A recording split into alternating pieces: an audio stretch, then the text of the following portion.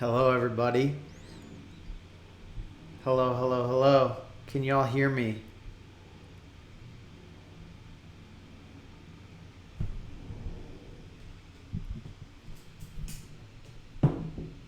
Hello, hello.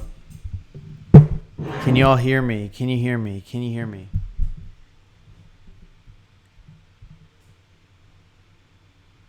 I want to see if this works. If this button that I'm about to press doesn't work, then we're gonna have to wing it, guys. Ready? Let's see if this works. Ready? I don't know if it's gonna work.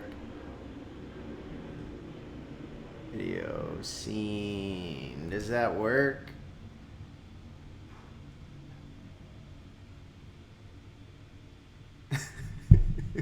I don't know if you guys, hey, you guys got to let me know real quick if y'all see me, if y'all see my slides.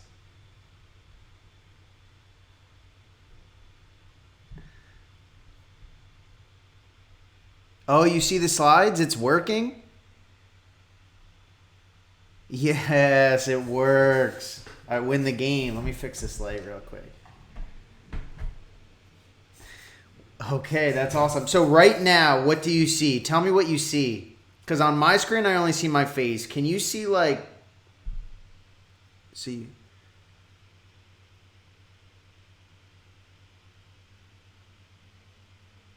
Okay. That's awesome. There's a bunch of people here. I'm kind of stoked over this.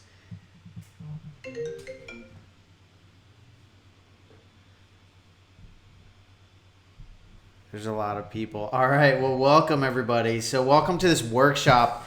It was kind of last minute, but I was just like, you know what? Let's do this. Let's do this.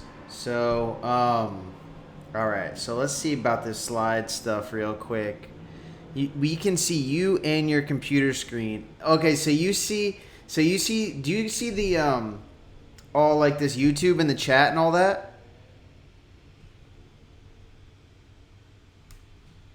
All right. Okay. So let me do this real quick. Let me just do this. Video only. Boom. Now it's just me, right? Sorry, guys. You just got to give me a minute to... Yeah, that's okay. You guys can see me now, right?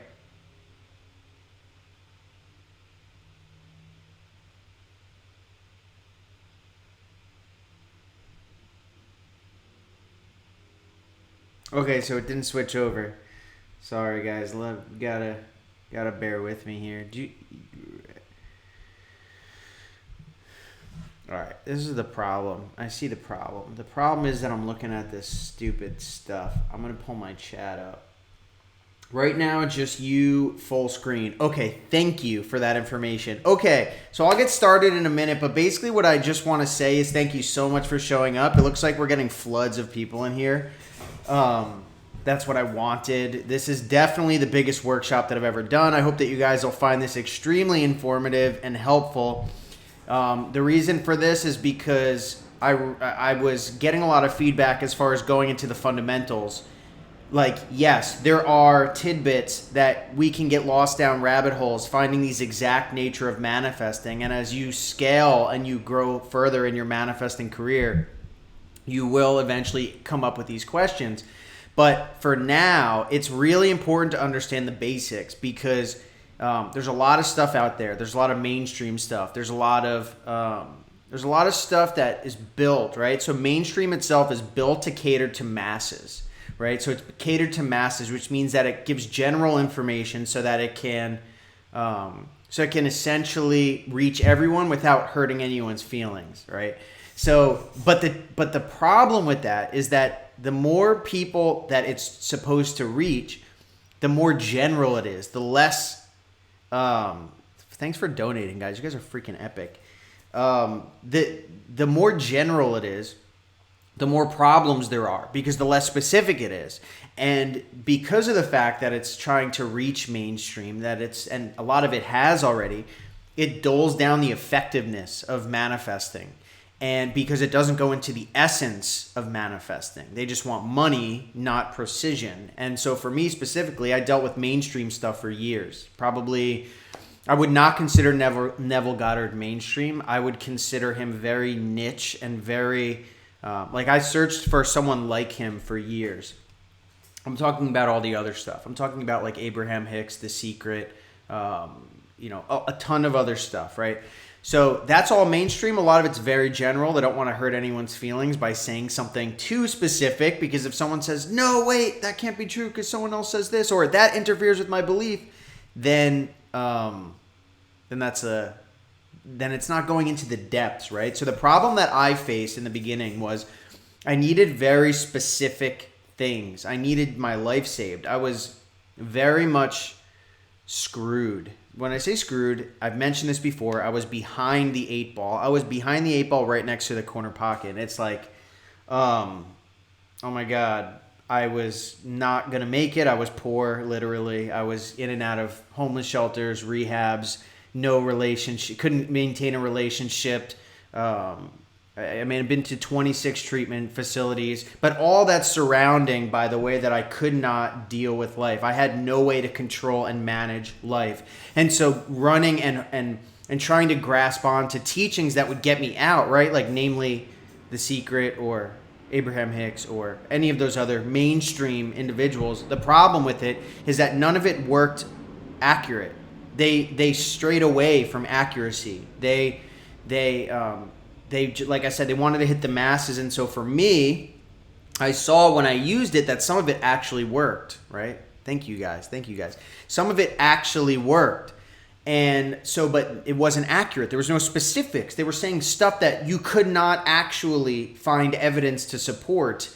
Like, I remember back in the beginning, like 6 years ago, they were like, okay, use this thing to raise your frequency to 400 megahertz and manifest money. And I was like, wait, because in college, I took computer science, mathematics, and physics. So, thank you, Catherine. So, computer science, mathematics, and physics, right? So, you have someone telling me some mathematical stuff, right? They're saying, okay, raise your vibration, raise your frequency to 400 hertz. I was like, okay, well, where's typing in feverishly, because I that's my thing, is getting information and proving it. Teach me, show me how I can do this. It's all bull, man. Science has become a religion in which people blindly follow so that things can come over. Now, I'm not saying that to hate on science. What I'm saying it for is that it didn't work for me because it wasn't accurate. It wasn't specific. So for the last 9 years, this is what I've been doing. I've been trying to figure out the truth. And the deeper you go, like you'll go on different paths. You'll find this works a little bit, this works a little bit, this doesn't work. Something will happen to you and you'll be like, oh wait, now that whole branch doesn't actually, it's not true anymore. But the defining thing for me was when in 2011 or 12, I can't remember, I went to sleep, woke up in the middle of the night, and something compelled me. There was no, it was like, it didn't even make sense. I said a phrase inadvertently, subconsciously, and there was an explosion, a thunderbolt, boom, right in the forefront of my mind, like legit in my brain, wide awake, this happened to me. And I didn't really believe in anything spiritually. I didn't believe in anything manifesting wise. It was just, I didn't believe in prayer. I didn't believe in any of that stuff. But this happened to me. And so from that point forward, that was the cornerstone of my life. I realized that something was inside of me that responded to this phrase. And that's when it brought me on my journey. And I got all the way down the line until I got to Neville. So what I teach and what I believe in is testing it, right? So systematically putting it to the test so that you can remove out the mainstream stuff that's there just to make money and go, or the people that are snake oil salesmen are trying to play on people's beliefs of quick fixes and stuff like that. And the laser targeted systematic way to manifest. Thank you guys for contributing, by the way. I truly appreciate that. That means everything to me. Like what? Like I'm speaking and people are donating. It's just interesting to me. So, but the reason, like, I'm compelled to teach this stuff. I can't not teach this stuff. I feel like a lot of people are taken advantage of in this niche. I feel like there's a lot of people who are just in it for money. I feel like there's a lot of people in it that are just for viewers or subscribers. When I first got in this, I said no YouTube. I said no coaching. I said none of that. I just wanted to share this stuff because I had no one to talk to for years and years and years. And so that's why I'm doing this, man, for all you, because I, from indigent, homeless, addicted, no friends, no money, hateful, hating myself, to this now, which is happy, joyous, free, abundant, plentiful relationships, all that awesome stuff, man. That's all through manifesting. And so you can actually get whatever you want. Okay, so that's enough of my little diatribe. So let's jump right into this piece. Thank you guys for contributions. Seriously, y'all are awesome. Okay, so let's see if I can get this working now, guys. I'm going to click this button again, but then I'm going to pull up my PowerPoint. And what I'm going to do is I'm going to keep it up for about 1 second or 10 seconds. And y'all are going to tell me if you can see my face. I'm going to move this down a little bit, actually. I'll move this like over here. There we go. All right. So let me see. I'm going to see if I can pull up the chat as well somehow. Super chat. Where's the super chat? Right here. Oh, it ain't going to work. I'm going to pull that over here. There we go. All right. Thank you. Thank you. Okay, so I'm in the upper right corner. What I'm going to do is I'm going to try to hide this chat underneath it. So that way, there is no spoon, Haley. My little sister's in here. She helps me so much. She helps design a lot of the stuff that I give out. So it's like, round of applause for my sister. I can't see the full slide. We see half of the presentation. Which half do you see?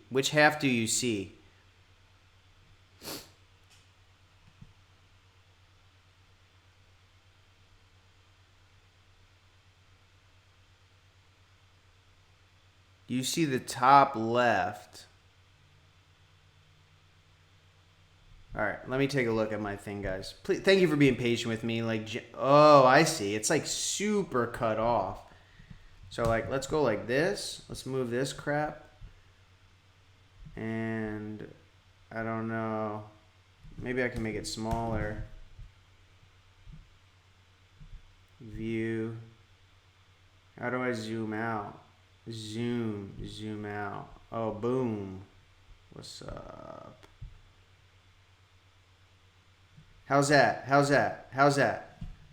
You see it all? Pretty good? Pretty accurate? You still see my face and all that good stuff? No, I can't do full screen. Right now. Because then I won't be able to see the chat. Actually, that's probably better. Let's do full screen. I'm going to try that for a second. You guys are going to tell me how that goes, okay? View. Right? Computer programmer, right? I should know all this stuff. Y'all tell me if you can see this. I'm going to give it a couple seconds right here. And then you tell me if you can see the full thing or if I should bring it back to the way that it was. Ready, set, you tell me. It's full screen? Okay, it doesn't work. I'm leaving it like this, guys. If you guys have a problem, come pick a fight with me after. But the only problem is now is, where the heck is the slide? All right, cool. All right, y'all. So you all can see my face. Y'all can see the slides. So let's just jump into this thing, okay? So first of all, essence of manifesting. It kind of goes hand in hand with what I'm going to talk about today. So I want to go into a little bit of difference, the specifics, right? So someone brought something interesting up to me recently. They said in a coaching call, they were asking me for advice. And then they were like, I know that you can't really do it wrong. So, May, thank you so much. I know you can't really do it wrong. So I want a little feedback. It's not that you can do it. It's not that you can't do it wrong, because you can absolutely do it wrong. The first 7 years of my career of manifesting was wrong, right? But testing, getting better, improving. It wasn't until I hit certain places in my life. Thank you, TT. Wow, thank you, TT. That I realized that there was a wrong way to do this, right? And so that's what I'm trying to get past now. There's certain phrases like just be happy or just everything will come. It's like, no, there's specific actions that you have to take. There's a system behind, and that's what I want to talk about. It's going to be a little abstract, And then it's going to go deeper into specifics. Let's see if this works now. By the end, you should know the fundamentals. You should be able to literally, no joke, manifest whatever you want. And you should have the proper beliefs and expectations about manifesting. Okay? Again, the reason I bring these points up specifically is because there's a lot out there that's real snake oil. It's clickbait. It's for getting people to watch them. But in truth, I mean, those types of videos are more targeted to the people that are 1 to 3 months in or 3 to 6 months in, and with ideas like, you know, things change, you know, everything should change instantly, or like negating a lot of the true fundamentals of manifesting. And it's harmful to growth at first. I mean, it usually ends up being good for them if they stick with it, because then they know what works or what doesn't work. But given that a lot of my audience is newer in manifesting and they have a specific goal in mind, it's very important to have the clarity between what works and what doesn't. And then that way you can distinguish when you do put this to the test, right? Because I say take nothing I say as word, try it all, you'll find it all true, right? So I'm 30 years old. Yes, I am 30 years old. Someone told me recently that was a deterrent. They said, 30 years old. They said, that's why I didn't go to your videos, because first of all, you don't look like you're 30. You look like you're 20. And they said, what the hell can this kid know who's so young, right? So a lot of people have actually said that, which is really funny. So it took them months to click my videos. And then when they finally did, they were like, oh, wow. Okay. So love teaching manifesting. Like I said, I'm compelled to teach manifesting. There's something inside of me that cannot not teach manifesting. A lot of it comes from that event that happened to me back in 2011. I said a name. I had the explosion. And so my whole life's mission now, whether I like it or not, it's just how it happened and how it still is now, and everything manifested this way, thanks Dempsey, is that I cannot stop teaching this. I need people to know the truth. People must know the truth. People must cut out the filth. People must get down to the systematic way of manifesting so that they can be free, right? We got to be free. And that's my goal, is to systemize and demystify manifestation globally. That is my goal in whatever way possible, whatever means possible. And obviously you all know my YouTube, so I won't even say that. But everything that I say is essentially data and patterns extracted from my 9 years of systematic manifesting, plus thousands of testimonials from others and working with others. I extract and create I'm just identifying patterns. And then if they hold true, if they make sense, then that's what I teach, right? So it's very important to base I just want to say this before we begin. Testing is the most important part of manifesting. Thanks for that donation. Testing is the most important part of manifesting. Logging is the most important part of manifesting. I don't know if I ever actually posted this video, but I was explaining how there's a difference between running around and trying everyone else's techniques without taking notes and just hoping that it works, versus systematically testing it the entire time from day one until now. Because in the end, what you'll have if you test that, like me, is a 9-year stack of files of a complete culmination of all the different facets of manifesting, versus just running around saying, oh, I like the way that sounds, let me try this. I like the way that sounds, let me try this. So it's very important to note that I push testing it, because I do not say, believe me. I hate saying that stuff. I don't like that. People say that and I don't believe them, especially because they say, just believe me. Test it. Test it. You'll be like me. You'll prove that most of this other stuff is just this mainstream stuff, just ain't right. So ask yourself, what do you want? What do you want? Actually, I see something, fangirl. I'll show you guys some stuff. Just test. Joseph just tested ally. Exactly. See if it's just a red book. I have a book I'm writing right now. But hey, guys, think about it, though. Like, realistically, if there was nothing between the time, if there was nothing at all between you and your end, discount all middle, all obstacles. If your mind says, well, I have to do this, I have to do that, or even sometimes we select desires that aren't really the end. We just select them because we think that they're going to lead to the end, or they're a better alternative end despite the circumstances. But what if now you had whatever you wanted, if there was nothing in the way? What would you want? So think about that for a second. So this is the outline. I'm going to stick to this pretty accurately. I may deviate a little bit. Diane, thank you. Or Dean. This is the outline. How does the system work?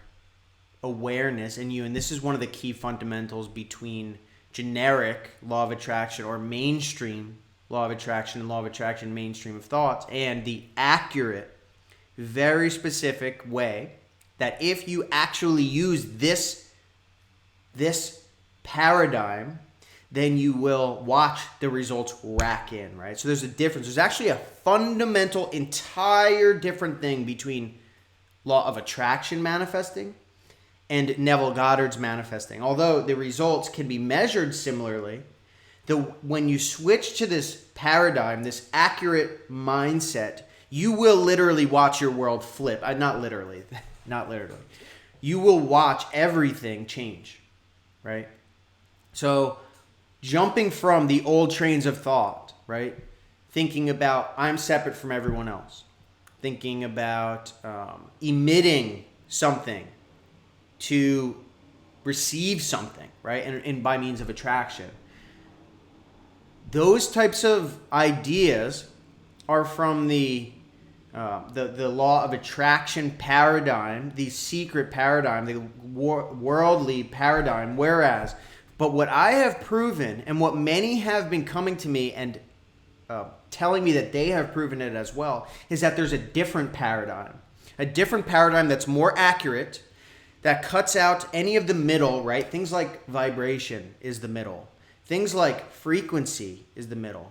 Things like time or attraction in general, all of that is the middle. There's a way to cut straight through the middle and end up exactly where you want. And that's what I'm going to talk about. And then using that system, using that paradigm, if you implement it, right now I said, dude, never take my word for it. You can actually prove it to yourself within one day that this system is far more accurate than all the others, right? And it's not my system. It's a system that was created thousands of years ago. It's a system that I brought to light that no one wants to talk about because they're afraid to mention specific words in manifesting. But it is what I have found the truth, and it's what caused that experience, that explosion, that thunderbolt in my head that changed my life forever. So, and then we're going to go into creating your reality. So, thank you all for donating. Y'all are the coolest. Seriously. Okay, let's see what we got here now. Let me move this over. Okay, I clicked the wrong button. Okay, here we go. So how the system works, right? Now, this is the system from which I'm talking about that if implemented, if taken at face value, a literal value, then you will see profound results in your life. And I'm not kidding. I'm not just saying that to pump you up. This is the truth. This is the truth. So here's the thing, right? Awareness manifesting. That's a completely different paradigm than vibration or attraction manifesting. And the premise is that awareness is the only one true reality, that there is no other reality except for awareness. So that means that all of us exist in reality, in awareness, or not reality, awareness. All of us exist in awareness, right? Awareness is what's known as God in scripture, right? Be still and know that I am God. He's talking about being still and knowing the awareness, shutting off the senses, right? So shutting off the senses negates the ego. It removes it, the carnal, finite self. And once we remove the carnal, finite self by shutting off the senses and being still or entering into the closet, as scripture says, then we have infinite capacity to create whatever we want. But it's because all things exist within awareness. So I want to see if I have a slide on this right now. I do the next slide. And I want to take you to the step-by-step system on how this works. And I want to take you through and prove it to yourself that this awareness is one and all, and that there's nothing that can stop you from receiving what you want. There's nothing that can get in the way. It's not anything physical that's happening. It's something beyond that. And that's where my power comes from. My success comes from. My clients' success, if they can switch the paradigm, which Some won't. Some will not. But for the very few that are able to do so, you will see the results. So, okay. So I said inside awareness, all things are made. All things are made inside awareness. So I have to get into that in the next slide, which I'm going to do right now. So all things exist within awareness. So think about it for a second. Everything that you have ever experienced is known. Everything, awareness and consciousness are the same thing, Artemisa. So all things exist within awareness. So I want you to think about it for a second. All things that are experienced, everything is experienced, and all things experienced is known. So there's a verse in Exodus when he in the Old Testament in the Bible where he says, where God's name, he translate his name as I am. So God's name is I am. Be still and know that I am God. So what he's saying is the word Elohim, which is, it says in the beginning, God created the heavens and the earth. That word Elohim in Exodus 3, he says Elohim is I am. And then he equates that word to Jehovah. So basically what it's saying is the God of Scripture is the self of man. So what's the self of man? I want to take you through this for a second. Let me just make sure I do not have this anywhere. Okay, I don't have this anywhere. So think about it for a second. Ask yourself, what is it? So you can think right now. You're thinking right now. What is it that is thinking of, what is it that is experiencing your thoughts? So what does that mean? What is it that is knowing or observing your thoughts? You are not your thoughts. You are not your thoughts. If you think about it, thoughts, think about something, think about an apple, and now the thought's gone. So you're not your thoughts, but there's something from within that this thought exists, right? So think about this world outside. What you see, what you taste, what you touch, what you hear, what you experience. All experience is known. And think about what your senses are. When you touch something, that's your sensation. Sensation is known. And so even that is all within awareness. So if you take the paradigm and you put it into a simple form, it's basically saying that all things exist within awareness. If you think about it, no one ever has and ever will experience this world in its pure sense, right? Meaning, if you were outside, if you were no longer behind your senses, you couldn't exist in this world. You couldn't feel it. So everything that we experience is known. Everything that we experience is known. So this is very important because what it means is that whatever is known exists in awareness. And so what we are, and this is what it's saying in Exodus, this is what it's saying in Psalms, you are God's sons of the Most High, is that I am the God of Scripture, the robe dipped in blood, as it says in Revelation. He says he was in a robe dipped in blood and his name was called the Word of God. He's talking about awareness becoming us. He's talking about everything in awareness, in this external world, is God. And so therefore, if everything is in God and created by God and saturated in God, then we are God. And how do you prove this? You take what Scripture says, that applies it to God, and you do it yourself. That's the way. That's the way. You are made up, you are God pushed out into this carnal form, right? This is as Neville Goddard says. This is what Neville Goddard says, and it works. You can prove it. But what it also means, and the paradigm switch here, is that no one is separate. Everything is made up of awareness. Now, science says there's mind and there's matter, and one may come before the other.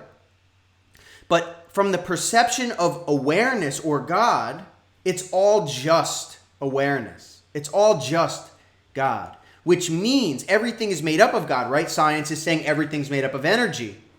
Quantum entanglement, quantum physics expresses that whatever we imagine comes to pass. Now, if this was rigid, then we would not be able to change it. But the proof of this is when you go into what what the scripture says, and you actually do what it says, you become the attributes of God. You create like God. And so that is the difference. There is no one that is separate from you. You're not sending anything outward into this physical world. The awareness is the formless, which means that when you imagine something, when you shut off this ego sense, this carnal world, you become only that which is aware of you. If you no longer have thoughts and you no longer have this external world, then you are that, only that, which is aware of your experience. And from that point of view, this is where manifesting takes place, right? You shut off the senses, you imagine, you impress the subconscious mind, and it manifests outside somehow. So how is this happening? This world is a refraction of awareness. It's in the consciousness of God. It is that which refracts out this world. So when we go into the formless and we imagine something, it is accepted by awareness. And then in a way that is never consciously deceived, it will be conceived. It will be refracted out, and we will experience that which we were aware of. Now, we don't decide the actions that are going to take place. That's the awareness, the infinite intelligence. We are a finite focal point of awareness. And so, but with that said, the finite becomes infinite when we just impress or ask. We get whatever we want. Everything exists, and it says, in my Father's house there are many mansions. If it were not true, I would have told you. I go to prepare a place for you. When I go to prepare a place for you, I will come again and receive you unto myself, that where I am, there you may be also. It's talking about infinite states, infinite dimensions. When you go into your awareness, right? When you pray, believe that you have already received it and you shall. When you imagine, go to the end and feel the feelings of the wish fulfilled. And then you will be moved to that dimension. You will be moved to that desire, an infinite desire, infinite possibilities. There's no limitations. And the whole vast world, which is all one same awareness in different limitations, will be moved to you as the operant power to get whatever you want. So there's anything possible. All things are possible to him who imagines. All things are possible to him who imagines, right? Any place that the sole of your foot shall tread, that have I given to you. What does that mean? That means where you go in imagination, you will go there. And this is all through awareness. Does everyone get what the difference is between emitting something and bringing something in versus giving it to awareness and it being refracted out in this screen of space, in this reality, for the sender, for the imaginer to have been revealed to come back to awareness, back to the sender?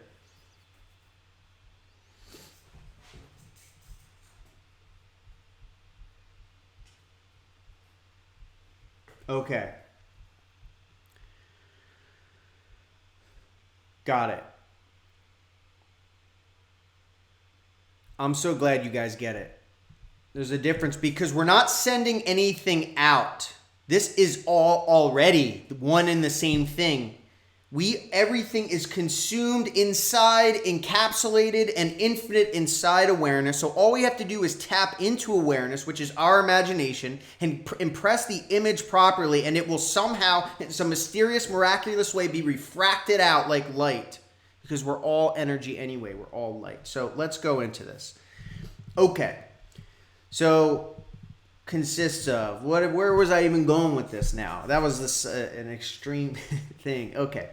So let's see. You are going through this system every moment of the day. There is never a time from which you are not going through this process of impressing the subconscious awareness and manifesting outward. There is never a time where you are not doing this, which means you are always doing this. The whole vast world is a shaped experience in perfect order to that which you have impressed upon the subconscious mind through imagination, perception, all of that, right? So I wanted to make one quick point about that, right? So perception, right? Your ability to imagine, your ability to predict things that are going to happen, right? All things that are non-physical is the awareness from which creates. So your beliefs, your ideas, your inner conversations, your imaginal acts, your daydreams, your moods, anything that is non-physical. I probably missed a couple of things there, but anything that's non-physical is the awareness of God, right? You cannot separate the awareness and our perception. All of that is one and the same, in which in the end, the things that we experience through sensations are filtered through our awareness before they hit our belief systems, before we accept them, right? So I could see one thing, you could see another, but one could really aggravate me and trigger something, but another person can see it as beautiful. This is because our perception is what we actually perceive. So our perception is continuously creating. Our subconscious is continuously creating. Our moods, feelings, ideas, they always have been and they always will be, which means there is no one who can blame someone else for their life. Now, granted, you could take that extreme and say, oh, well, why are babies doing this and that? That's not what I'm talking about. I'm saying from a specific time, a specific period when we are aware and responsible for our thoughts, we are the only one who create for our reality. Meaning, you cannot blame another individual eventually for having negative thoughts and creating negative things, because no one can go into our mind and force us to believe something, to perceive something, to imagine something. You could be locked in prison. You could be in a dungeon. You could be the president. It doesn't matter. No one can control you. If you have focus and control over your mind, you will continuously create. You always have been from the first moment you drew your breath till now, and you will until the end. So when you experience something, it is recreated in this world, right? Whenever you experience something, it impresses the subconscious and it will be manifested outward. So I've been asked something recently where someone manifested something and then they were saying, okay, well, this must mean something. This must mean something because this was manifested. Everything is manifested. You just don't remember it. We have built-in finite minds.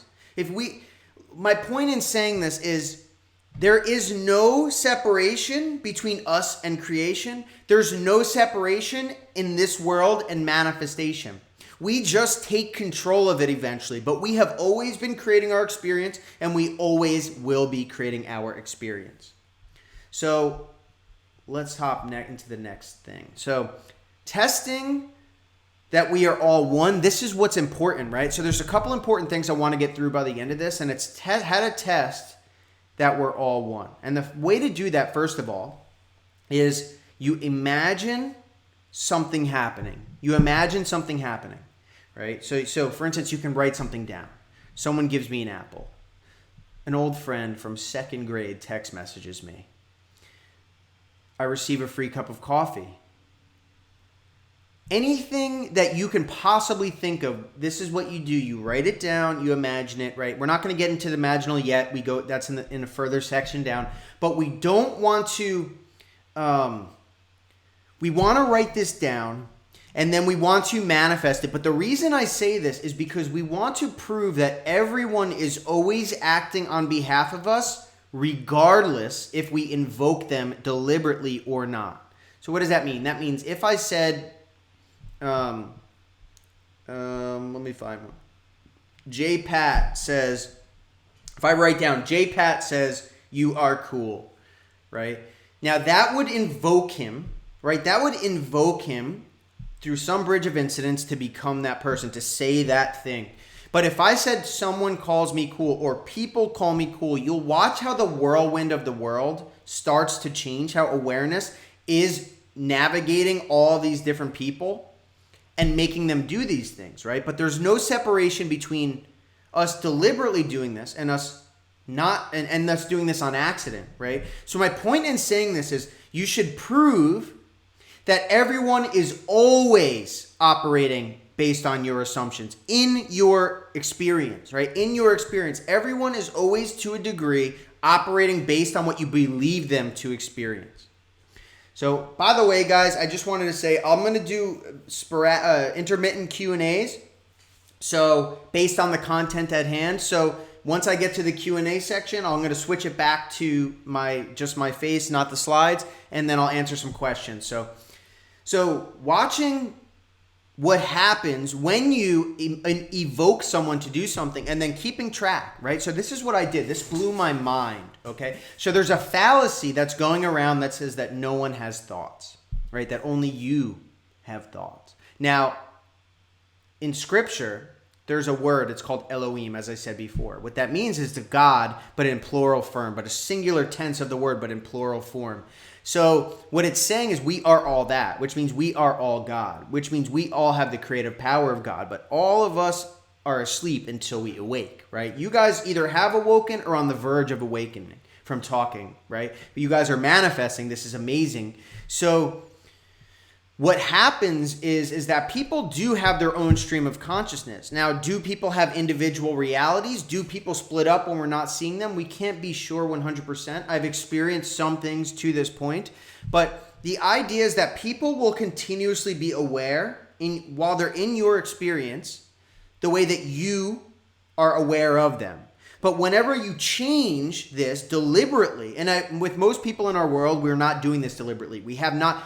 Say, take a day before you learned how to manifest. Everyone in the world was just who they were. You had your inner conversations going. You had your feelings, moods, resentments, positive thoughts. But you didn't know that all this was making everyone the way that they are. Now, while in their world, while not in your experience, when they're far, far away or when they haven't come into your awareness, there's something you're unaware of.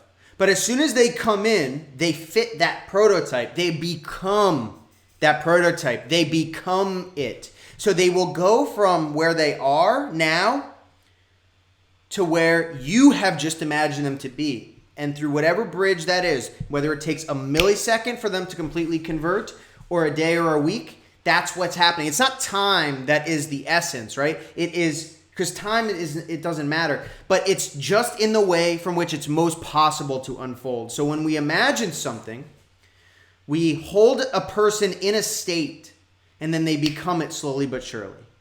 So, okay, we're going to go into awareness in you. I've covered a lot of this already, but questions, please. Questions, please.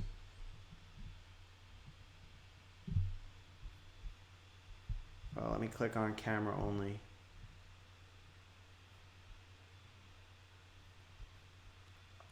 Actually, I want to say something real quick. Can you guys hear me? I'm going to click a button. You tell me if you guys can hear me, okay?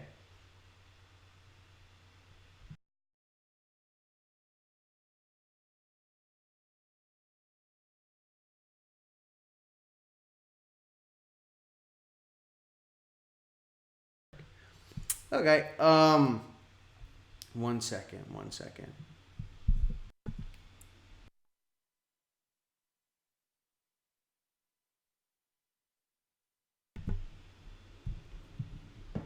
Okay, just smoke my vape. So, can you hear me good?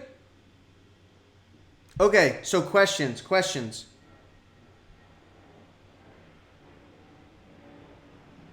He said people are teaching. How do I get to this? He said people are...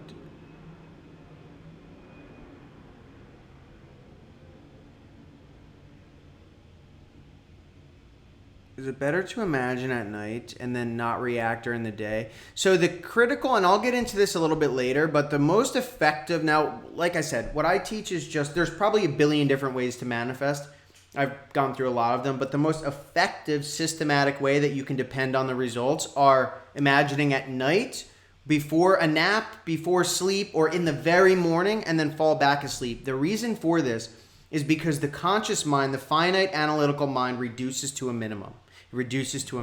So the subconscious is more impressionable. Now, the subconscious is that which projects upon awareness, and awareness then refracts it out. So the best time possible is when your finite mind is reduced, and nighttime is the best time. Now, the thoughts that you'll have during the day are of... So if you gave a percentage and said this was 100% of effectiveness and this was 0, imagining at night will be anywhere from, depending on how anxious you are, from here to 100%, like probably 30 to 100%, depending on how present you are. The thoughts that happen through the day when you're anxious, nervous, or even just fleeting thoughts probably have anywhere between probably 10% and 30 to 50%. Now, if you deliberately do this, you will, if you like purposely imagine hearing things or having inner conversations during the day, then they will absolutely manifest. But if these fleeting thoughts, anxious thoughts, anything of that nature, They're reduced down more because you're not in that receptive and subconscious state. Does that make sense?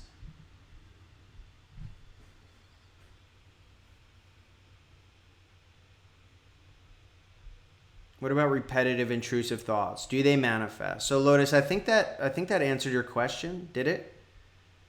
So is that why history repeats itself? History repeats itself because we're continuously experiencing these things, reacting to them, and impressing them and manifesting them over. So everything itself, Tree, that's an amazing question. Everything that we experience, if it seeps into the subconscious, it will manifest. The whole world is manifested. And our experience in particular is manifested by us and only us. So that's basically it. Joe, what happened here? So awareness is within us, but it's separate from our minds. Not necessarily. It is always, think about it for a second. Awareness, something is aware of your thoughts right now. It's always there. It's always in the background of reality. It's all of this. This is all within awareness, but think about it from the tense of yourself. You always are aware of your thoughts, which means there's something watching your thoughts, right? And that thing watching your thoughts is awareness. But that awareness is not just localized to ourselves. It's everything in this entire world. So it's something that's not known generally because we never pay attention to that thing which is focused, right? That thing that is paying attention always. Yes, I am single, Kaya. Why do I think someone and they text me, but I want and intend and try to manifest it on purpose and it doesn't happen? So, there's a couple reasons why this could be. The first reason could be that you're not manifesting properly. If you're doing this in an anxious state, if you're not getting into an actual effective state for manifesting, like calibrating, and like for my last video, calibrating, materializing, whatever else I said, then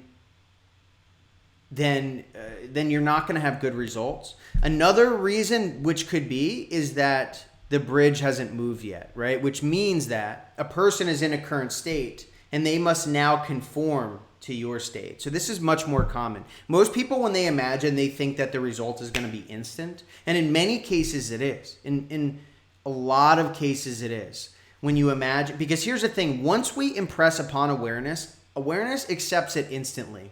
There's no delay between the time we imagine and the time that awareness accepts it.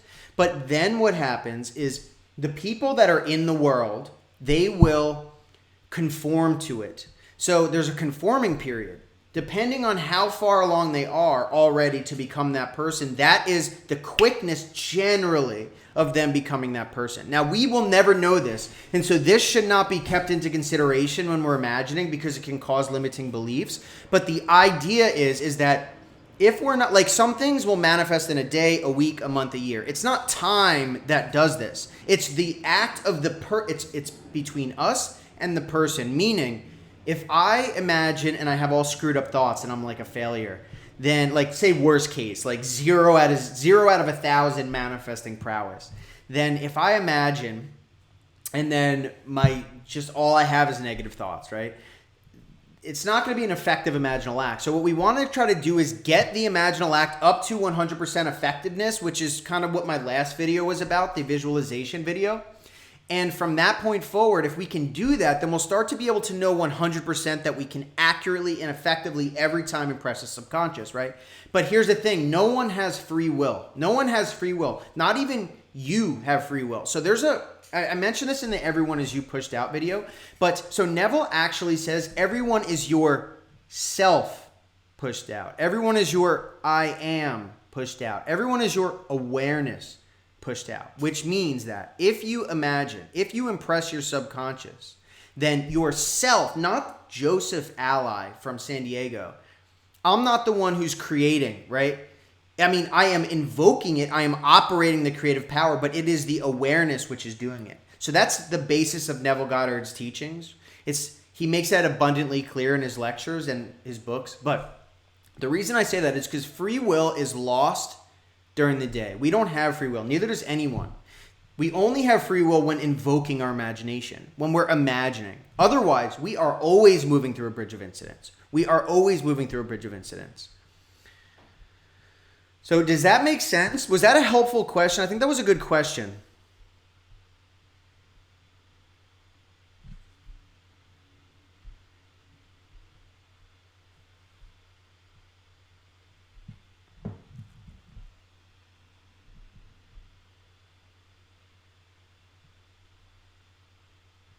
Depression and addiction can be overcome through imagining and creating new assumptions. Thank you for bringing that up. There's a lot of people that suffer. I used to be one of them. I know people who are actively in that, and even at times I can still slip back into it. From the depths of despair that I was in before till now, the way that I got out of it was consistently imagining myself happy. Now, what do I mean by that? I don't mean filling myself with objects to plug the hole of despair that's within me, the longing for manifestation. But what I mean is actually imagining yourself talking to others in a great mood. Imagining every day waking up, imagining yourself at the end of the day saying, I am so grateful that today was an amazing day. That's what I would do. That's what I would do.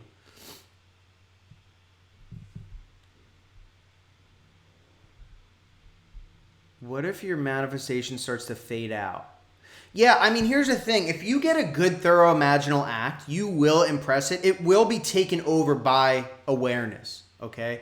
Now, it's important to try not to imagine terrible, awful things, but we want to keep our mind straight. Awareness will take care of the rest. What do you do if undesired thoughts keep flashing, appearing in your mind? You're not dwelling on it, just showing up. So what you want to do is look at your assumptions. You want to look at your beliefs, because your beliefs are creating these contrary thoughts. If they're, I'm not good enough. If they're, I'm a piece of crap. If they're, I don't like myself. If they're, he's going to leave me. If they're, I'm never going to get this.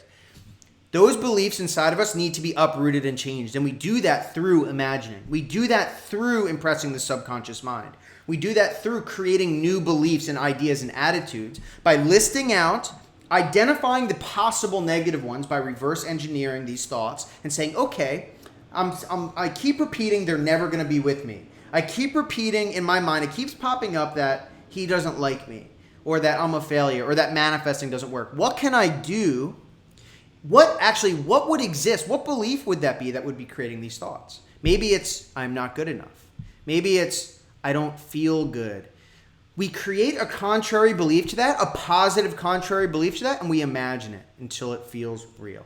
So I'm going to move on for a few. There's going to be plenty more time, plenty more sections, but I want to get through this so we can go to the Q&A, right? This is really important stuff, super important stuff. Foundation question. Do other conscious humans exist, or is it ever just a mirror of our different costume? So the costume is the mask of God. God is the real self. Even our finite selves, if you want to go into a deep truth, is just a finite limitation of God. It's not actually real. God is real. And so, yes, other conscious humans exist, right? That's the fundamental basis of manifesting. That's what Neville Goddard's core teachings are. You can prove this. I want you to prove this. The way that you prove this is by imagining that someone else does something. And then once they do it, ask them, what made you do that? What you'll find is that although they were in a previous state before, they will eventually conform to be that person. Now, I've had this happen at work. When I had I was going to curse, but we'll keep it PG-13. So there was this guy who was an ass, PG-13, and he was just constantly being a jerk. Now, I knew that I was feeding into this, right? We play into people's personalities. If we have beliefs and assumptions within us that aggravate or draw in or produce these types of manifestations, then the best player in the freaking place in the corporation is going to play that part. So, with that said, what happened was he was being a jerk. He wouldn't let me work on the projects. He was going to remove my projects. And I'm sure you've seen this video. Maybe you haven't, but I just imagined giving him a hug, right? We had a fight. We had a huge argument, like in front of everyone in the corporation. I was like, well, I just made a fool of myself. But nevertheless, everyone was on my side because he really was a jerk. But I went home and I revised it. I revised that, and then I imagined a different scene. I imagined us hugging, right? Imagine us hugging. And like 1 or 2 days later, he finally was like, hey, we're going to work on your project, right? Complete 180. And I said, well, wait. And I asked him, right? It's important to inquire. This is how we start to master manifesting. You ask them, what did you think? And he was like, well, I was all mad. And, I was all mad. And then, I was talking to my girlfriend. And he's like, and then she brought up a good point. Like, why, it's something that's new. It's a new project. It's a new programming language. And I just thought that it would be good for you not to be the only one to work on it. And so I want to work on it with you. So instead of removing it, he switched his ideas completely. But it came to him in a way which he would believe. So people are conscious. They are conscious. They have their own thoughts and lives. But when we imagine, we become the operant power. We set a new precedent, and then the person becomes that. Whether it takes a minute, and I've had it where it was instant. I've had it within milliseconds. Someone said something that I was thinking about. But I've also had it take days and weeks. So it's just how likely they are at that present moment to become that person. No matter what, though, they will become it. But this is I stress this point. This is a crucial point. This is a point that will separate you from success and failure. This will save you a lot of heartache. If you are thinking that you're failing because your manifestation has not come immediately, you will, if you think it's failing, if you think you're not doing it right, you're going to spin your wheels in the mud, right? There's proof. There's thousands of testimonies. There's my experience, and I'm sure if you look at yours, that people will become that which you want them to become, that which you imagine them to become. But it starts them at where they are, and then different thoughts will come in to begin to change them. For instance, with this guy, it was like his girlfriend said something to him. And then he started thinking even more. So all these different thoughts came in perfectly to him until he became that person. So everyone is conscious. Everyone else is God. We love each other like we love ourselves, right? Not everyone's a robot, a puppet, someone who's not alive. We love our brothers. Right? So Neville got her stuff, which is where, I know what you guys are talking about. I know why you're asking those questions. All I'm saying is the teachings are as such. We're all awareness. We have the operant power, so whatever we imagine, those people become. They are aware, they are alive, but they will become that.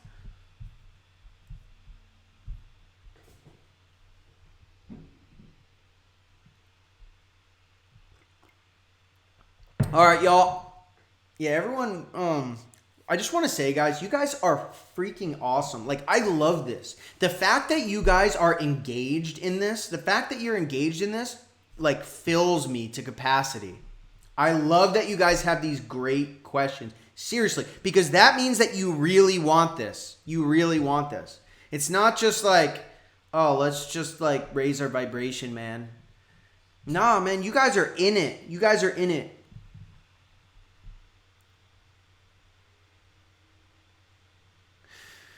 Wait, I don't know how to pronounce your name. Wedded. How do you explain things like religious, cultural, or race-based perceptions? How we recreate how the world's cultural religions are limitations? So we don't focus on the world. We focus on ourselves, and then the world conforms to us. We never think anyone else has power. We never think that there's any limitation between the person and us, and the world's limitations and us. We raise our beliefs. We believe in ourselves, right? So Neville has this awesome quote. He says, man's confidence in God is measured by his confidence in himself. Actually, I said that wrong. Man's faith in God is measured by his confidence in himself, which means that all things, if you imagine them, the world will conform to them. So you just create novel ideas, you imagine them, and then the world shapes to meet those. All right, so let's go. I'm going to go a little bit. We'll get into this. Okay, so your I am. Now, we've already probably nailed this and hammered this to freaking death, but it's important to note. Actually, 1 second. Again, I'm just going to take a sip of water. Got to go grab it.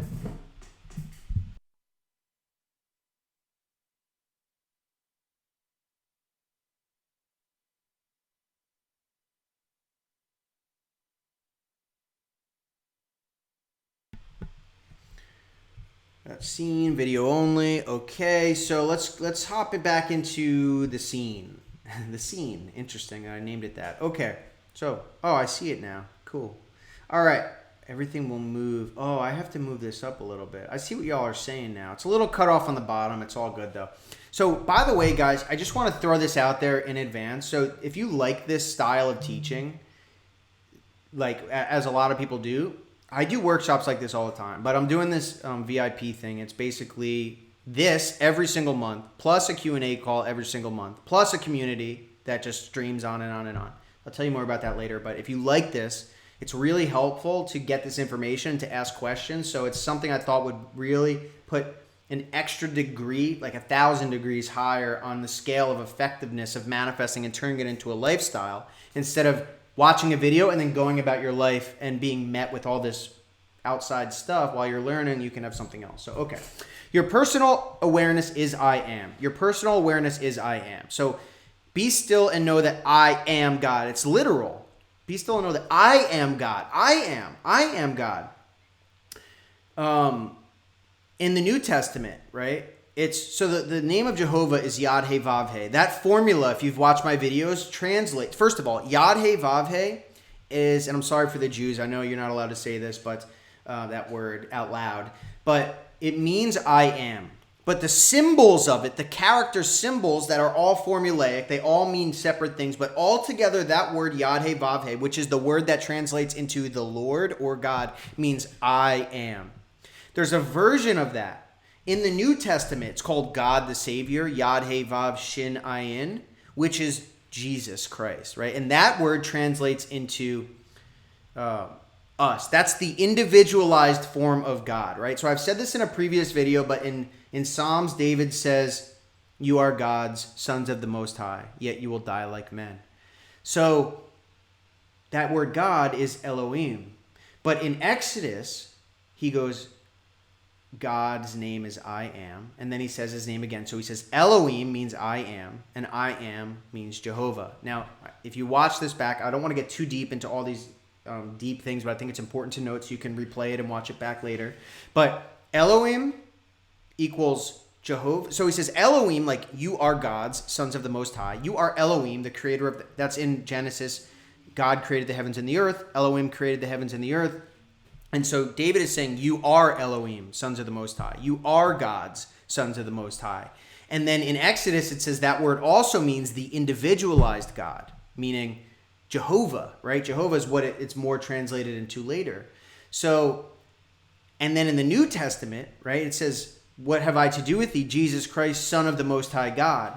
So what Simon Peter is saying is, he's now addressing the New Testament as the individualized person of God, which means in the New Testament, anytime you see the words in red, and I know I'm not saying anything for those who are Catholic, Christian. I'm not saying anything against that, but I'm saying if you take it behind the scenes in the formula version of the Bible, if you take the Greek and Hebrew, right, the non-traditional version, I'm not talking about going to church, none of that stuff. I'm talking about simply that phrase, what have I to do with thee, Jesus Christ, Son of the Most High God? It's equating Elohim, the creator of the heavens and the earth, to us, right? It's making it the individualized person of God. So it says Christ was crucified in Golgotha. Now, Golgotha is the place of the skull, translated, the place of the skull. Now, when I had that explosion in my mind in 2011, the word that I woke up and was compelled to say was Jesus Christ. I said Jesus Christ, and boom! So what they're saying in the New Testament is exactly that. They're literally giving an analogy to the spirit that's inside of you, the creative. The Jesus Christ equates to God in man form, in individualized form. And the reason I say that is because that means that all of us have the power and wisdom of God in us, the God of Scripture. The awareness is God. We are a droplet of God, as the Hindus say. A droplet. We're each a droplet of God. So your awareness is everyone's awareness because there's only one awareness. There's only one God. What does he say? He says, Hear, O Israel, the Lord, God, my Lord, is one. Right? It says, that's what it's saying there. We're all one. So when you impress upon your awareness, your manifestation will move everyone and everything to become that which you have imagined.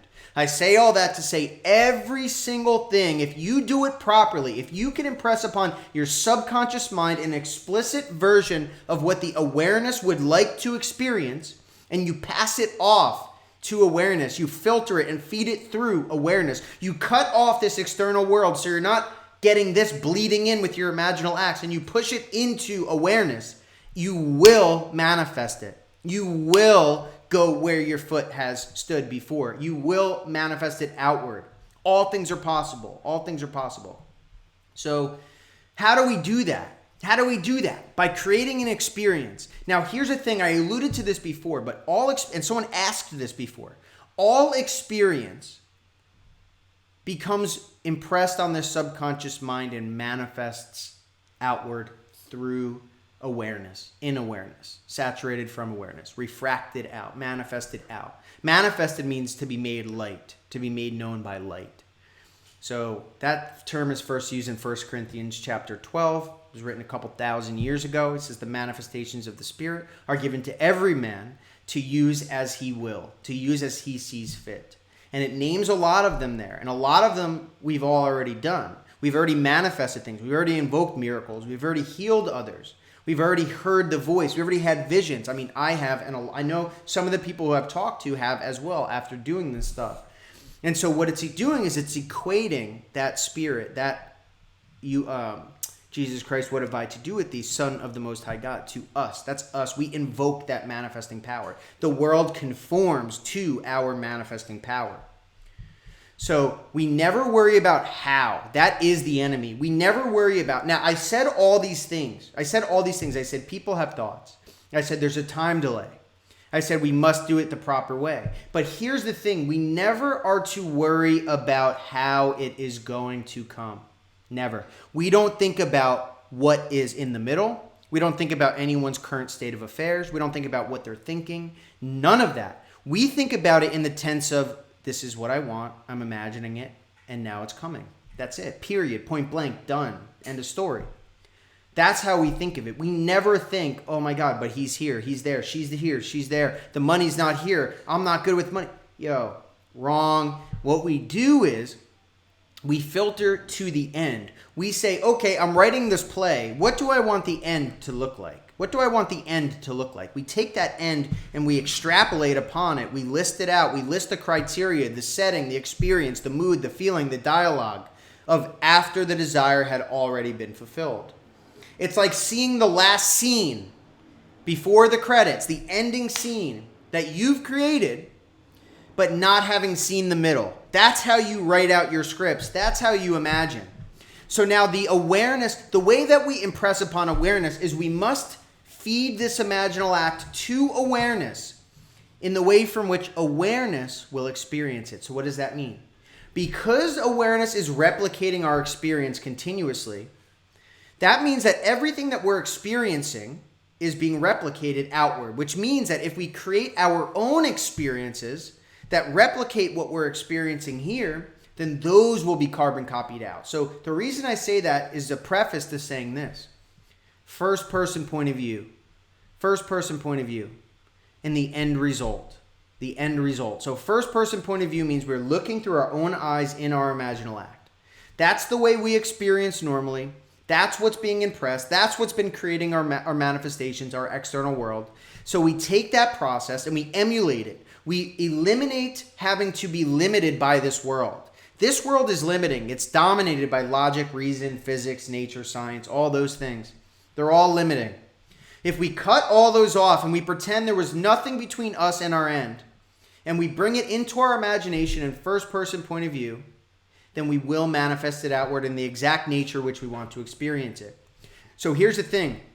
Being that we are our individualized version of I am, whatever we manifest, we must see it in the tense that we've imagined it. Meaning, if we imagine something, it must be presented in front of our eyes or in our ears. So an example of this would be if I imagine someone being well, I should imagine them telling me that they're well. Why? Because it must come back. Whether, like, instead of imagining just them being well or something and you're not in the scene, what will actually happen is you will still end up there from the perspective from which you've imagined them. So first person point of view cuts out any nonsense. The problem with third person point of view and why it only works some of the time, right? Now, again, we're talking about what works every time. The reason third person point of view is not accurate, and another way that you can prove this is the proof is in the pudding with eliminating vibration, emission, frequency, and only going with the imagination. The proof is in the idea that when you imagine something, it is literally replicated in the exact tense, form, setting, and scene as you impress it. You will experience it in the exact nature, to the degree of accuracy that you give it to the awareness will replicate it in that exact form and you'll experience it in the same way. It's hyper intelligent. It's got nothing to do with a impersonal vibration or frequency. It's got something to do with this infinite being that all things exist within. Because remember, with God, all things exist within God. There's nothing new under the sun. So when we invoke the power and wisdom of God, which we all have in our imagination in Golgotha, which was revealed to me in 2011 or 12, we will manifest outward in the exact form that we've impressed it in. And so that's your proof. If you want to prove that you don't have to worry about vibration, that's all stuff in the middle. Now, I'm not saying that none of that stuff is accurate, but it's all a side effect. It's all something that should never be worried about. If there is a vibration, it would come from the act of imagining itself. So we never worry about continuously being in this vibration, because that's not how it works.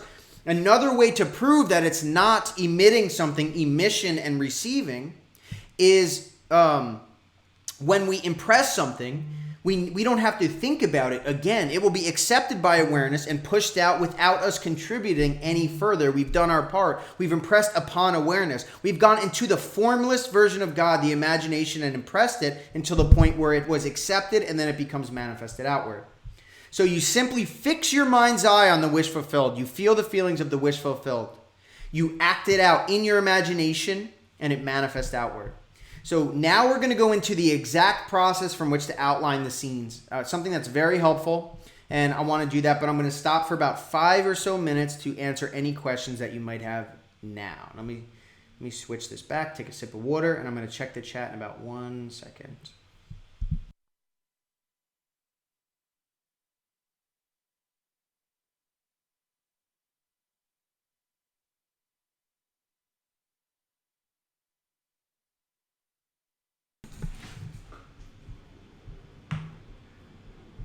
All right, I'm going to pull up my chat now for y'alls.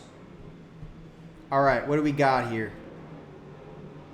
Oh, thank you for the 880. Thank you for the 20. Y'all are so freaking awesome. What's up?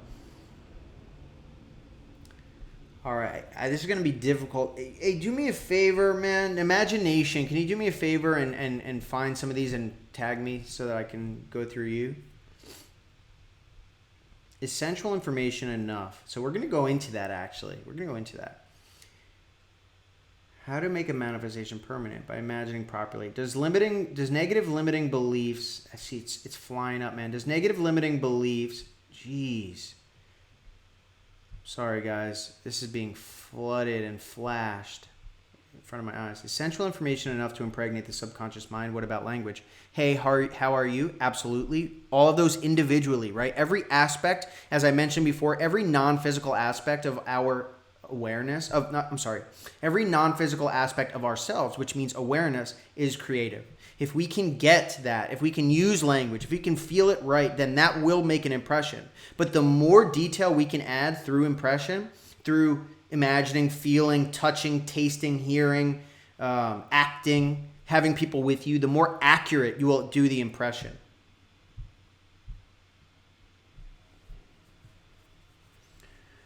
People are blind in their minds. There aren't pictures in imagination.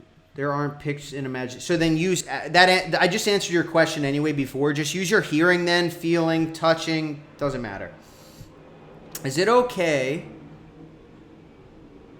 Does negative limiting beliefs about a manifestation automatically be removed by living in the end in imaginal scenes as you tell us to do? Does negative limiting beliefs about a manifestation become automatically be removed by living in the end in imaginal? No, it does not. Sometimes it does, but a lot of times it does not. So if you continuously feel yourself getting anxious, insecure, jealous, mad, fearful, then there's something else going on behind the scenes. Now, it is very possible that you will go through that process. You will be put through the fire and become that person without that limiting belief. But if you target it, if you do the reverse engineering and face whatever it is that's in you, uproot it and manifest the opposite of it, then you, like, meaning if your fear is always, I'm not good enough, or if your fear or obsessive thoughts are always, this isn't working. If you create an opposite thought, if you do the opposite, take the reverse engineering process that I've gone through in a few of my videos. You go back, you say, okay, there's a belief here that's making me anxious about this thing. Let's remove that. Let's create an opposite to that negative belief, and let's imagine that we are that person. Let's say, I am free. I am confident in all things. Let's imagine our friend telling us, you're so confident. You're so secure. Everyone loves you. You're very good looking. That's how we get rid of those things that are like thorns in our sides. Is it possible to manifest, for an example, an awesome proposal and still get the wedding without messing in the middle? What you would do, yes, it is possible, but you don't want to imagine those as two separate scenes because one is the end and one is the middle. The way that you would do it is upon your wedding marriage, or your wedding day, or upon your anniversary, you explain how you're so grateful that you're married and that the proposal was amazing. So you combine those into two, but you make it after the end. And that's how you'll receive something like that without messing in the middle. Once we have imagined, our mind still sometimes thinks of possible ways as how it's to come to pass. What's to do then? So if you refer back to what I said earlier, which is that there's levels of thoughts that are more impressing. Towards bed, imagining at night, those are going to be extremely powerful. But during the day, it's going to be less powerful. So even if you're contemplating thoughts naturally, that's okay because you're not deliberately taking that manipulative action to manifest the middle. So the manipulative action of manifesting the middle, the coercion, is where things start getting sticky. But the other problem, even if you are contemplating these middle scenes, is that you won't directly be able to tell if your manifestation is going towards that scene you've daydreamed about or the end. But again, you can be more sure that if you do a very thorough imaginal act at night and even fall asleep in that state, then even if you do have contemplative thought throughout the day, you already know that when those signs come, it's going towards that end. You have no question about it, no matter what.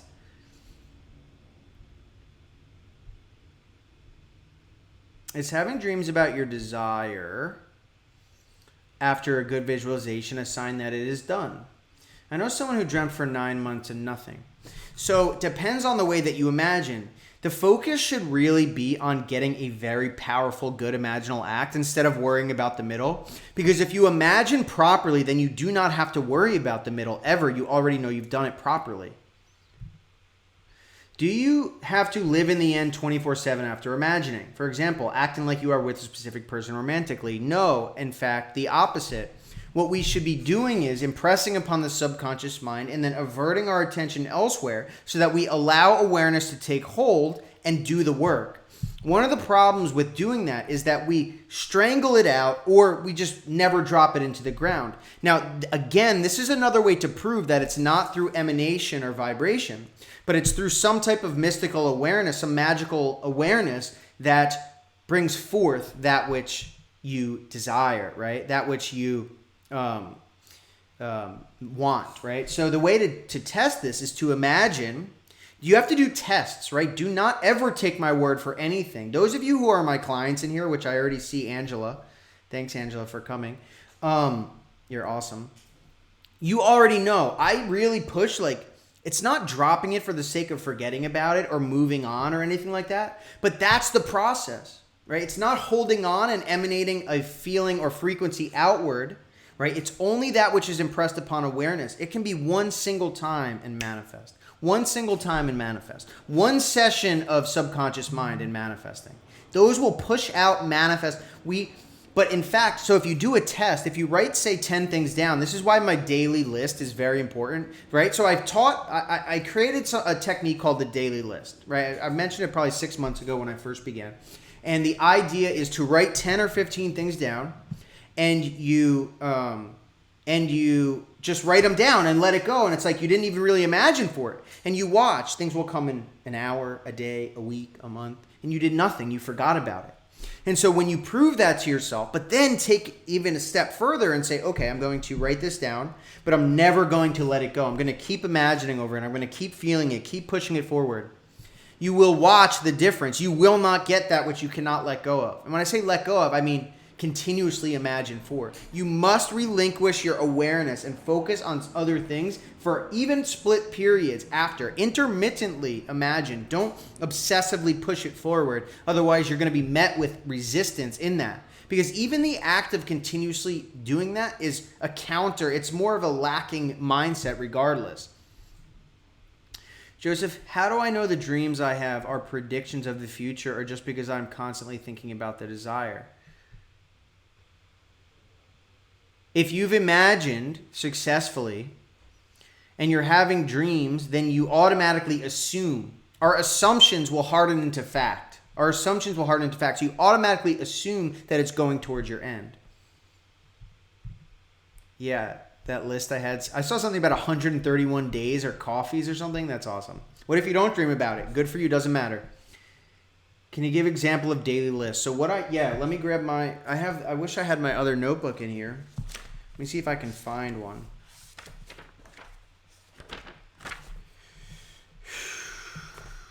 What do we got? So the daily lists, I don't think there's any in here. But basically what I would do and what I do often is, maybe towards the end.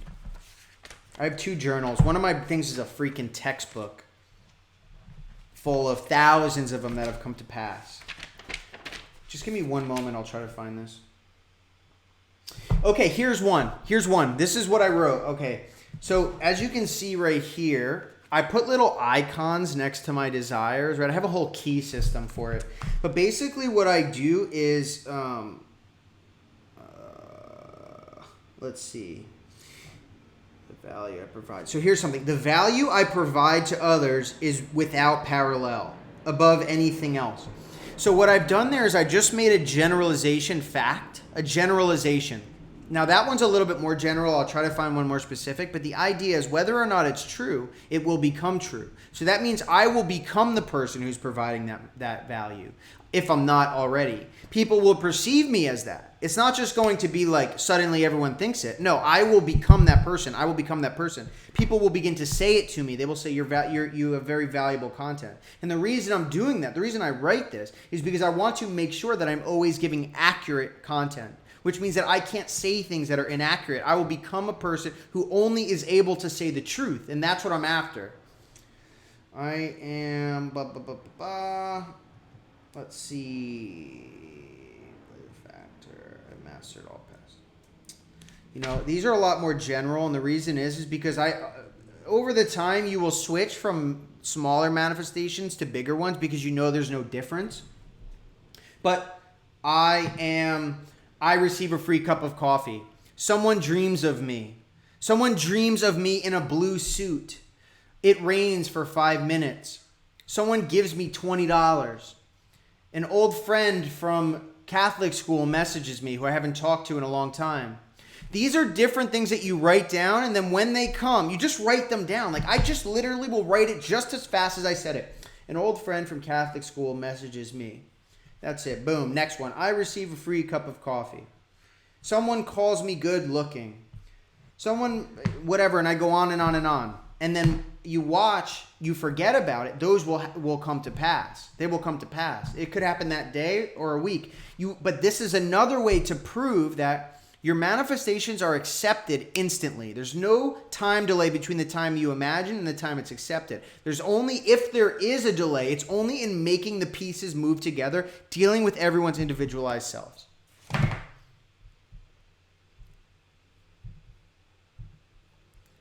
Thank you. You're very welcome, Alicia. Thank you so much.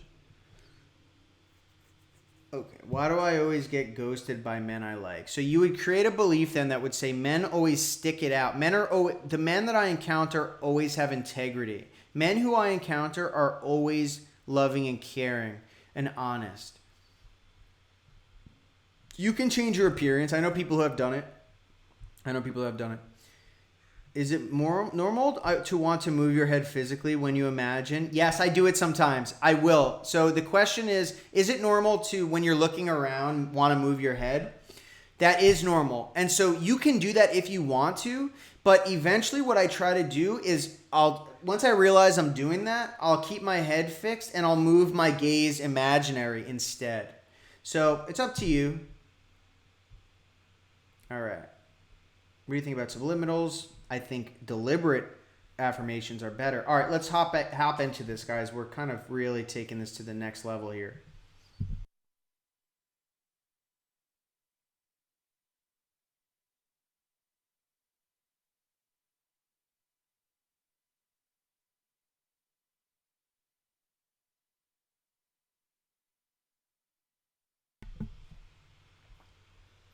Okay.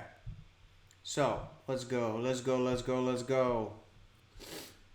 No, it's not ending yet. So, 3, manifesting your desires. I've already talked to you about this. Everyone is acting and conforming to your assumptions. They're conforming to your beliefs. They're conforming to your imaginal acts. Think of all imaginal acts to come, and think of everything that has been consistent in your life is either a tree that's creating seeds over and over because you keep reacting to them, or never get rid of those bad things or good things, or things on the way, seeds growing and ripening outward. So everything is either a seed or a full ripened flower or something in the middle. Okay? So everyone in the world is acting on a balance of all those trees, all those fruits. So it's everything external is 100% of you. Everything that you experience is 100% of you, or it's on its way to become 100% of you, right? It's either in the beginning, the middle, or the end. The beginning, the middle, the end, and it repeats. So if you change yourself, if you change the beliefs that are in yourself, the awareness portion of yourself, the subconscious mind of yourself, then the world will change and conform to you. You do not need to know how this is done. You should never think of how this is done, in a sense of, don't try to figure out what people are going to do. You can contemplate it. You can kind of daydream about it. I've done it before. But don't try to control it, because that is when we give it up to awareness, to the infinite self, to do what we can't do, to do what the finite self can't do. So, all right. First of all, I just wanted to say, I just saw something about manifesting a text message. That's the middle. Okay. So, again, test this. Please, guys, everything I say, test this. When I say test this, it's for everyone. Even me, myself, now, I always test this. I'm always taking in other people's information, my information, and I'm always analyzing it and filtering out what works and what doesn't. I'm being patient enough with systematic testing, with analysis and architecture of different tests, to prove what works and what doesn't work. That is where my mastery has come from. That is where my intensity and my power and my ability to manifest above and beyond anyone that I know, that's where that comes from. And so the idea is, don't run with one idea and just say, this is it. I have no proof that this is it. I just like what they're saying because it's what I want it to be. Take the truth or what may not be the truth and prove it wrong. Take what might be right and prove it right. That's the best way to do this. So do this with everyone as you pushed out. Everyone is yourself pushed out. Everyone is yourself pushed out. All right, looks like crap, but we're keeping it that way. Okay. So how it works. There's the feedback loop. There's the awareness. We talked about this. Everything is consistently creating. And we imagine or assume the experience. Or assume the experience. Or experience the experience of the wish fulfilled, and it will manifest outward.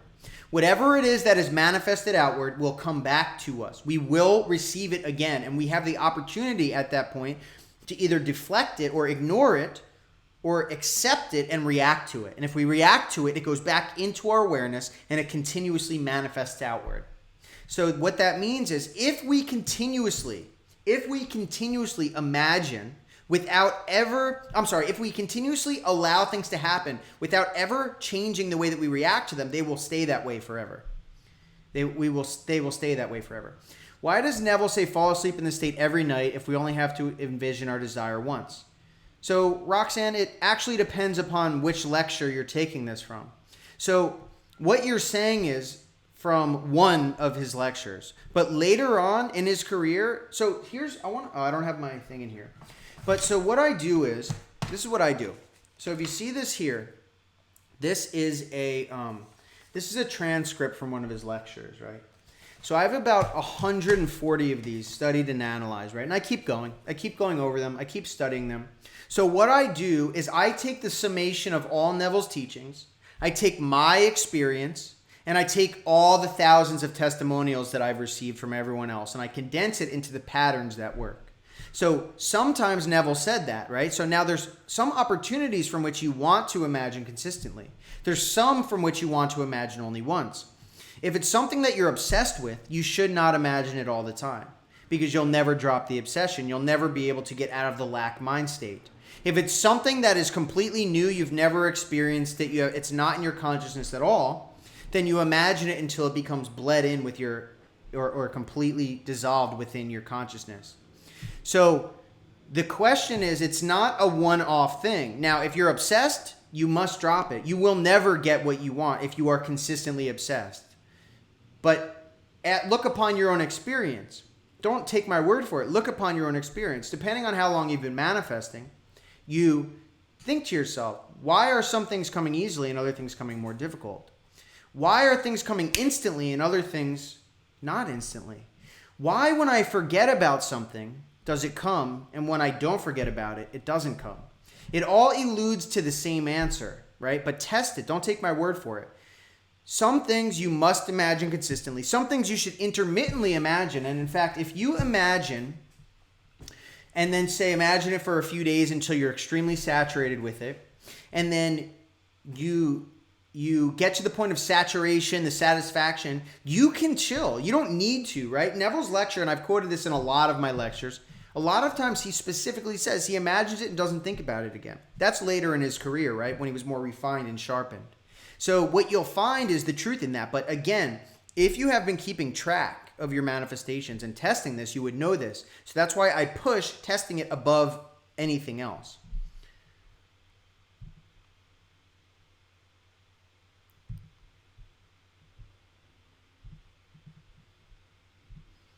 Yeah, so I just got a message that says, I was obsessed and got what I want. It happens sporadically, but it's the time from which we switch our mindset away, right? It's a time from which we actually move our mindset away. Now, me, myself, I've always had an obsession for having a business, but it was not a consuming of my thoughts 24 hours a day. There's a difference between really wanting something, being able to do it properly, falling asleep in the state, or just continuously thinking about it, never giving yourself a break. So what you'll find is the best way possible is to imagine and take intermittent, move your awareness elsewhere. You don't have to forget about it. So acting as if is exactly what I'm saying, what not to do. Because again, think about it in the terms of impressing the subconscious mind. We're getting these, and this is a common question. A question that most people in the beginning do. When you are imagining, you are supposed to act as if. When you are imagining, that means when you are in your father's closet right now, again, bring it back to the fundamental teachings. Our egoic self is not the creative self. It's the awareness behind the scenes. It's the awareness that is aware of us. So now when we are acting as if, we are not shutting off the senses and putting into our subconscious mind that which we desire to experience. We are having a half-assed kind of very low base truth of our experience. It is actually, I've thought about this and I've done tests, and those who have been following me for months have too, and it's like, you will find that the effective imaginal act that you do at night is far superior, and in fact, staying in that state can hinder you because you're never removing your awareness from it. So the best case scenario is to take that time to imagine and feel the feeling of the wish fulfilled. Act as if while you shut off your senses and get saturated with that feeling, and then switch your awareness elsewhere or fall asleep in the state, and then watch how the world moves. Okay. So what do we got here? So here we go. We're going to talk about planning your scene. We're going to talk about planning your scene. So I have a mind map. I forgot to send that out to you guys. I'll have to send that out to you later. By the way, if any of you are not on the email list, I'm sure probably a lot of you are. But if you're not, you need to be to get the workbook and the mind map and the something else. So here it is, right? Here's my, and whatever else, a slideshow. So can you guys, I hope I'm in the scene. Yeah, I am in the scene. Okay. You guys can see this. Oh, it's a little cut off on the bottom, but here we go. So we define the experience that we want. We define the experience that we want. So what does that mean by experience? So I've got a little bit listed out here. And the experience that we want is essentially made, all of our experience is made of memories, dreams, imaginal acts, perceptions, worldly senses. Okay, so our experiences, there's not one that is real and one that is false, right? Everything is existing within awareness. Although everything appears without, it is within. That's what Neville Goddard says. That's what William Blake says. Although it appears without, it is within. What does that mean? That means although it looks like everything's outside of us, we actually are only experiencing it within awareness. Everything is known. Everything is known. And so therefore, whether it be a dream, a memory, an imaginal act, or perception, it's all experience, and all of it will enter the subconscious mind, and all of it will be accepted upon awareness and manifest outward. So what we do here is we think about, what experience do I want to create if the desire was already fulfilled? What experience would I create?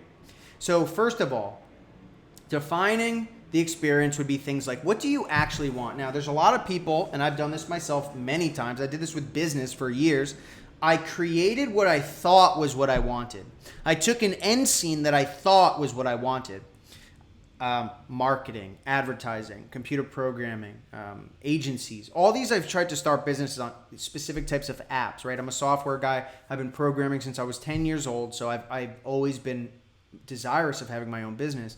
But I took these end results. I said agency, software company, advertising, marketing. I wanted to do all those things with my own business because I wanted to have my own business. I wanted to be free. I wanted to be have money, right? Now take it again from where I was, which was addicted, homeless, helpless, no relationships, no friends. And I wanted to have the opposite of that. Always have. Ever since I was 3, I wanted to have a business. Ever since I was 10, I started coding to achieve it. Why did it take me so long to do that? Why? Because that was not actually the true exact thing that I wanted. I did not actually want an agency. I did not actually want just any business. I wanted something that perhaps I could not put words to, but I knew I wanted the freedom. I knew I wanted the money. I knew I wanted the success. I knew I wanted to help people. I love manifesting, right? Ever since that experience within me, there's been nothing that can deter me. And no matter how many people have doubted, right? No matter how many people have said you're crazy, no matter how many people have said this isn't real, right? Everyone in your lives that doesn't know how to manifest, right? But even with that experience. And so, my desire was not necessarily to be a marketing agent, to be an advertising agency, to be a software agency, to be a website agency, to be something, whatever. It was to have those traits: successful, freedom, money, happiness, not trapped. And so once I finally created a scene that listed those things, and I did not specify negative things, or not even negative things, things that I didn't actually want. I didn't specify it down into an object. I just created a scene and said which embodied that I had those things. That's when it manifested almost instantly, within days. Within days from going for years with imagining stuff that I just couldn't really get it down right because it's not really what I wanted. I thought I was doing it right, but upon doing the work, it was dreary, So it was like myself fighting with myself, and so it didn't come true. But when I expressed a scene, which implied that and I did this in the video, right? In the last video, I was on the balcony somewhere looking into some nature with a woman and closed my laptop and said, I'm so grateful. I'm done working already, right? So why did I do that? Because I specified the general desire. Those are what I knew I wanted. I wanted to be grateful. I wanted to be able to travel while I worked. I wanted to be able to be free. I wanted to have money. I wanted to have fun and be grateful in and of itself. And so I did that scene, and then I did another scene, but I did not relate these scenes, but I did them in the same night. I imagined that I was teaching this stuff. And then both of those together came together, and within a week or 2 weeks, the rest is history. Now I'm here talking to you guys. So what was the difference there? It's planning the experience sometimes, not just what we think we want, but actually what we want, and then compressing that into a scene. We define the experience based on these traits: perception, experience, belief, senses, all the senses, feeling the feelings of the wish fulfilled, the emulation of the awareness that we would actually be experiencing. That is what I imagined, and it happened. There was no false path there. It was pure, it was beautiful, and it happened. It was accepted and refracted outward, and all of my different skills from the past came into full fruition, and this is what I do now. So what I want to talk about now is just the actual techniques. I'm not going to do Q&A for another few minutes, but the idea, I'll do it at the end, but what I want to say is this, right? So defining new statements, right? So we talk about here the memories. We talk about here the dreams, the imaginal acts, the perceptions. All of these are experience. They're all experiences. Those all are replicated outward. So what we do with the experience is we craft them into statements. Now I'm going to go through different techniques here that you can use to get what you want. So we craft them into statements. We say things like, I am, I have, I do, they are, they do, he is, I am grateful that. We craft our different, I am grateful, I am free. I am grateful that I am making money. I'm grateful I have my own business. I'm grateful that I'm able to travel. I'm grateful that I have a specific person. I'm grateful, such and so on. We list these different traits out because then we can eventually construct them into a scene. Now, the workbook that I sent you guys has all the work that you do in there. So it should relate, it should be almost a mirror to this. You should be able to go in and really, it'll really start to give you the step-by-steps by doing it yourself, because otherwise you're just listening to me. You need to operate the law. You need to operate the law.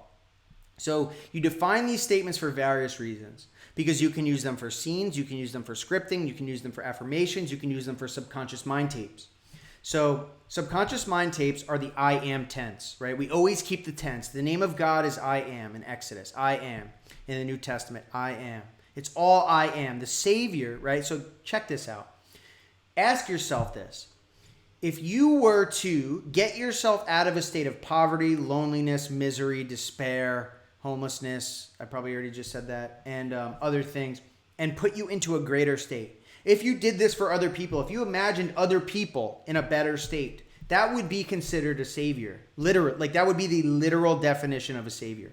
Now, in the New Testament, the Old Testament, God the Savior, right? I am the Savior is the translation to Jesus Christ. That is what Jesus means. Jeshua, Yad He Vav Shinayin, Yad He Vav Shinayin.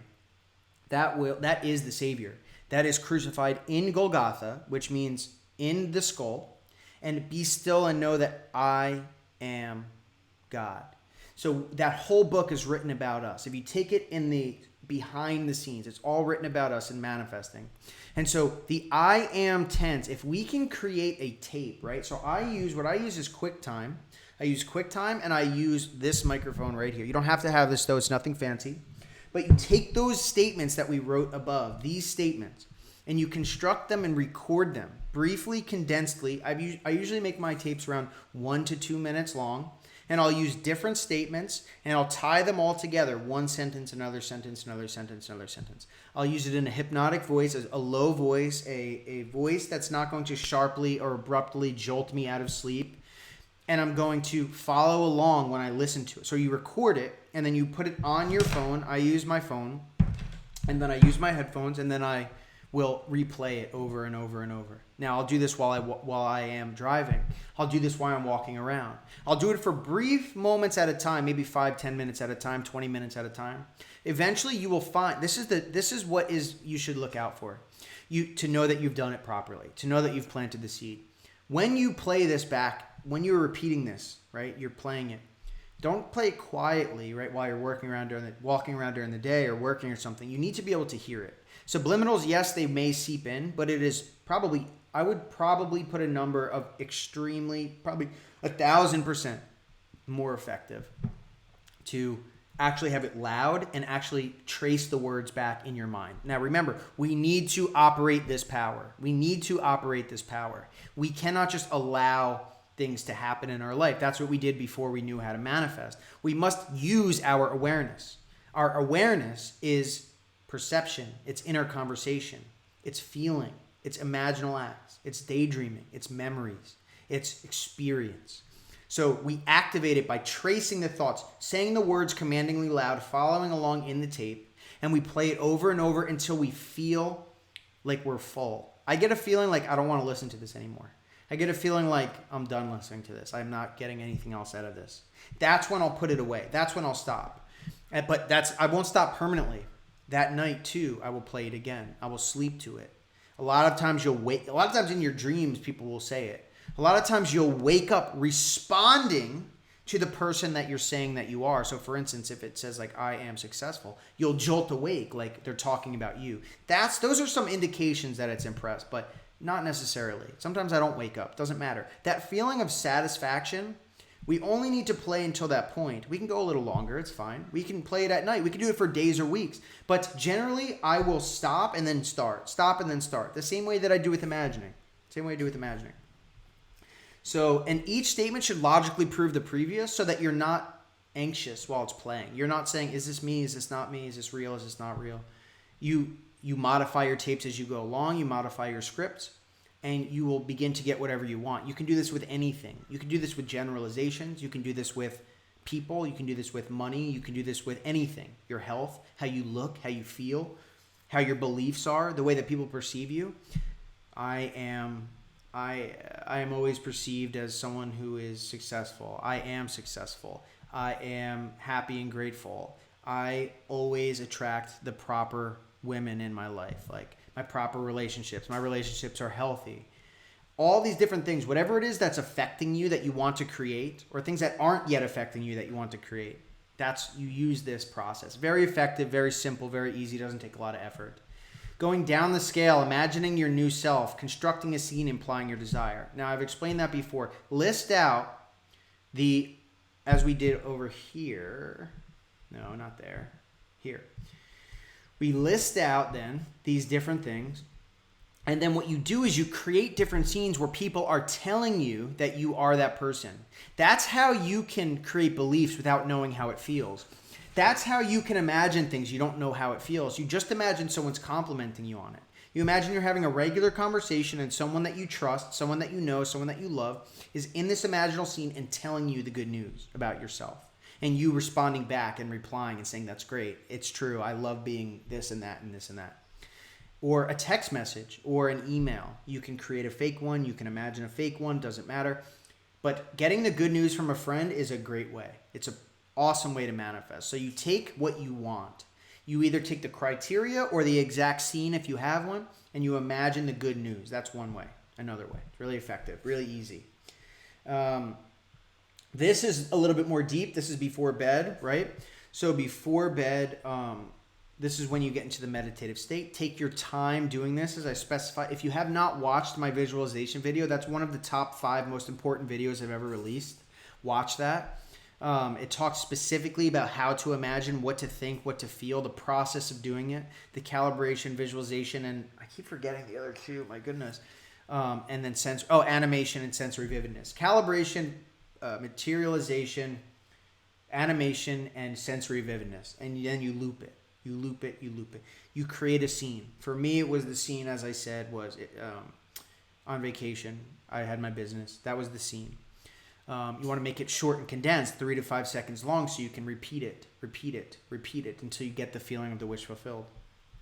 And then after you get that satisfaction, you either drop into sleep doing this action, or you stop, right? Eventually, if you feel it good, if you feel that satisfaction, right? Now, I would spend most of your effort planning scenes and imagining, meaning making sure you're doing it properly, right? The middle will take care of itself. We're not supposed to worry about the middle. We're not supposed to think about the middle. We are supposed to focus on these things because we don't have the control over the middle. Awareness is doing the middle for us to conform to our desires. So spend the 80% of your time perfecting the creation of scenes after the end and imagining first person after the end. with the 4-step process, the calibration, materialization, animation, and sensationalism.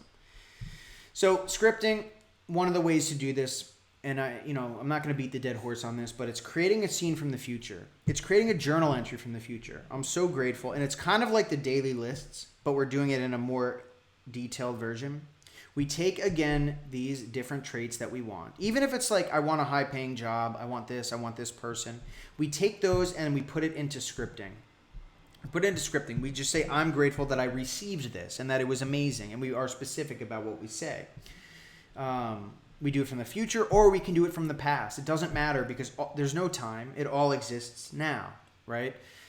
Another thing about time that I want to mention is time does not mean instant, that it's going to happen instant, right? Instant means time, right? If there's no time, that means there's no telling when. But what happens, and this is proof, you can prove it to yourself by watching how this works, is that when you imagine, it's instantly accepted, and the fastest way, it will come in the fastest way possible. There's no delays. So be concise. No flowery elaborations on your scripting, nor anything really. You want to be focused on the end, the objective, the objective of your end result. Read it over and over until you feel satisfaction, until you feel saturation, and that's the best time. So here's the thing, guys. I want to talk to you again about the VIP. Right? It's going to be this once a month. It's going to be this once a month. It's going to be the chat once. It's going to be a community the entire time, and where people can talk to each other, strictly moderated. I'm going to have people paid moderating the chats, and also besides that, it's going to have a Q&A call again after once a month. So workshop, Q&A, and then community overlapping the whole thing. I think it's good, especially for, and there's Manifesting a Specific Person Masterclass is the first one. It starts in 2 weeks. Let me check the date. 2 weeks. Yeah, about 2 weeks.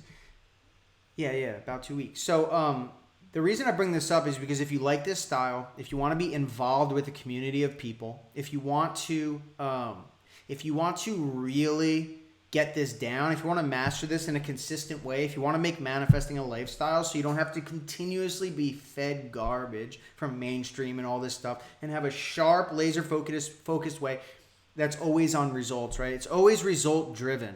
So what I'm planning on doing as well is in this platform is accepting the stories from people.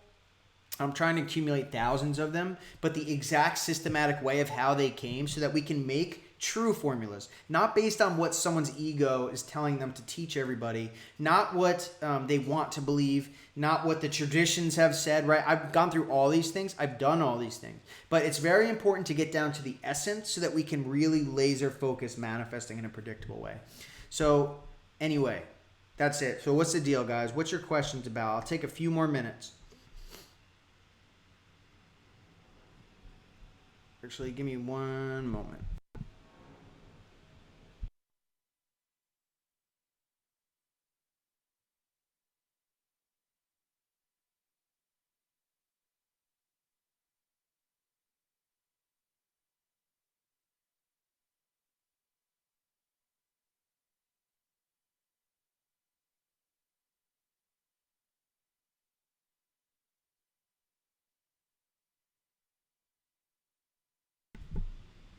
How does this stupid thing work? Oh, here it is.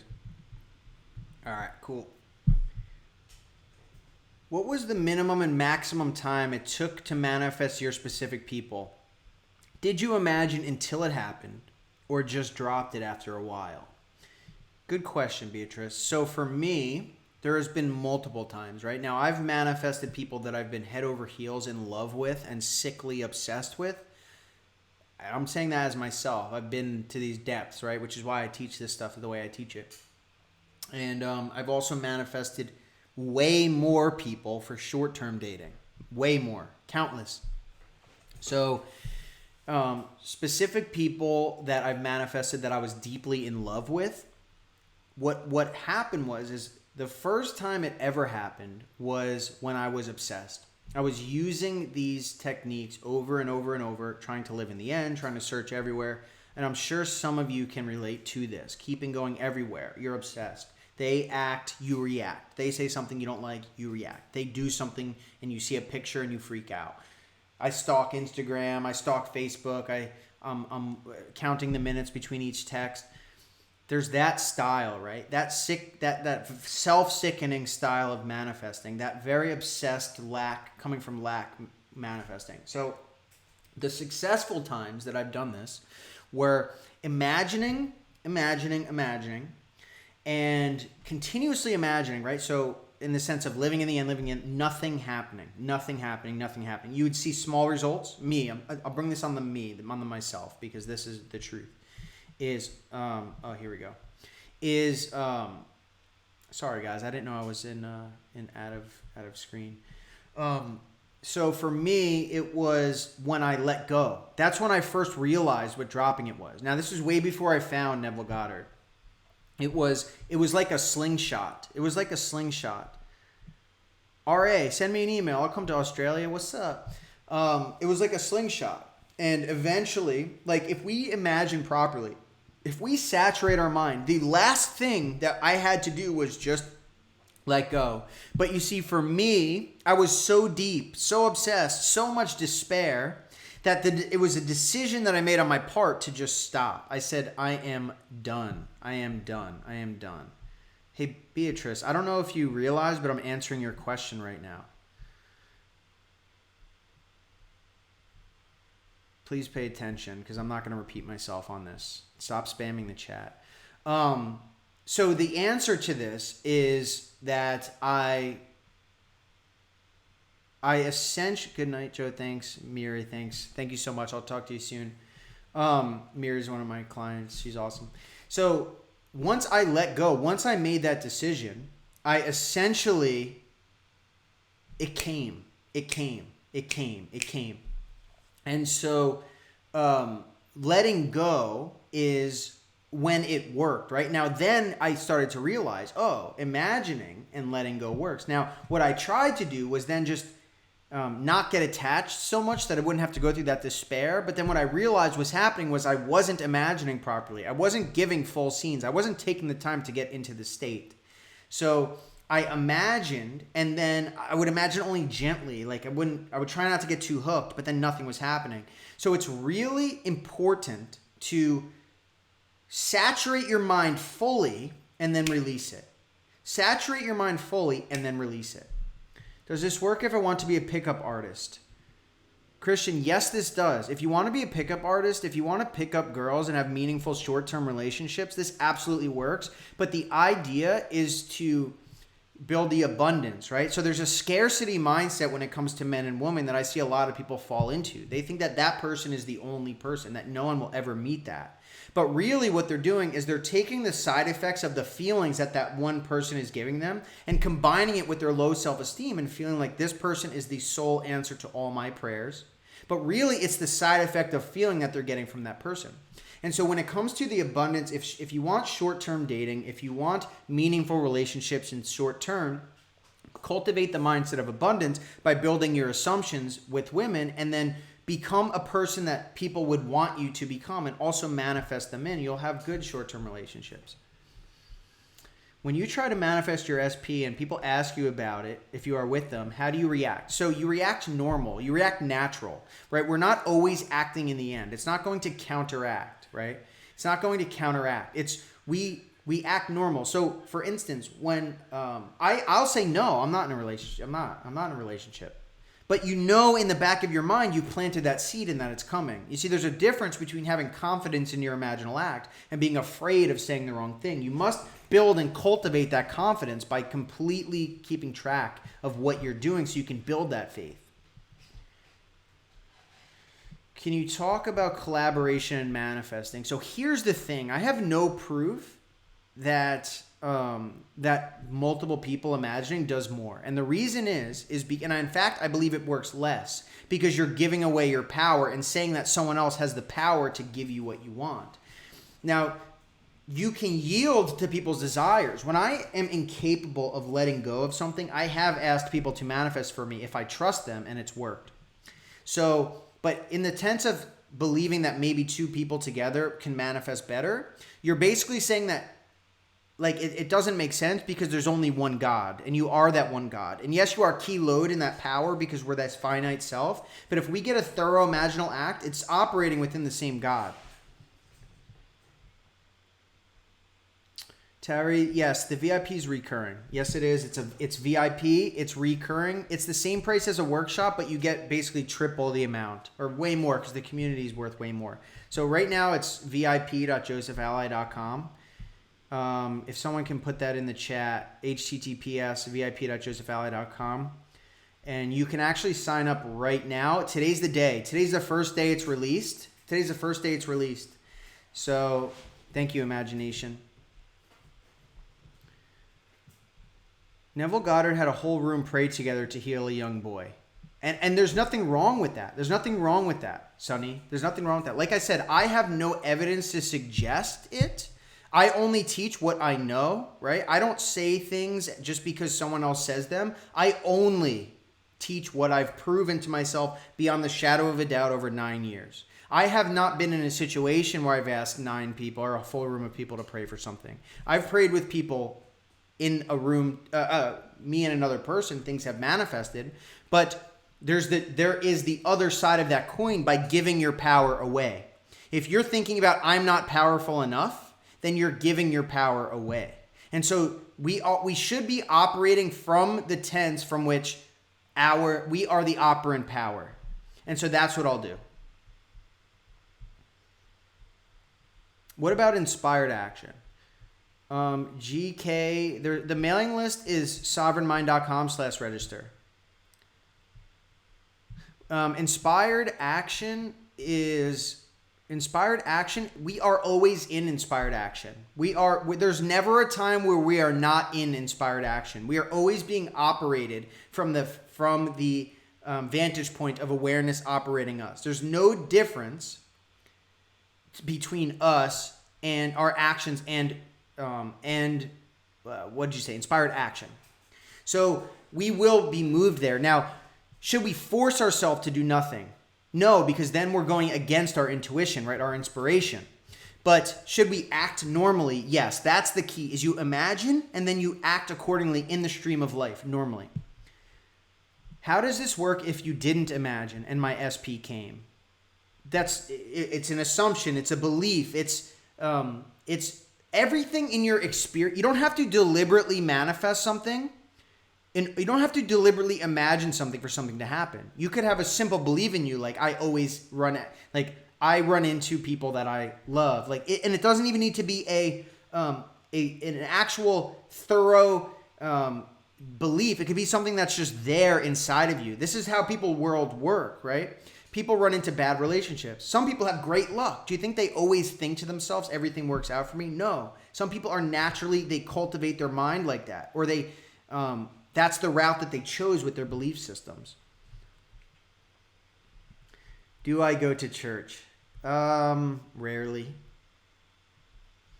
Because there's a difference between what I believe is, for myself, is an accurate representation of the teachings, right? Like church doesn't teach this, but yet this is in the Bible, overt. Did we choose our life's purpose before our birth? I can't say so, but we were chosen in him before the foundation of the world. So I can't say yes, I can't say no. I don't think so. Because we always have the opportunity to manifest what we want. There's not someone that I pray to and say, show me the right way. I create the right way. When I used to say, please show me the right way, please show me a sign, please tell me what to do, I would literally do nothing. Nothing would happen. Why? Because it's my inner self that is God. It's not an external force. So it would be, I chose myself. I get what you're saying totally. I'm not even saying that it's 100% no, but what I'm saying is, we must fall into our own imaginal acts. What's the heart coherence? Someone please say.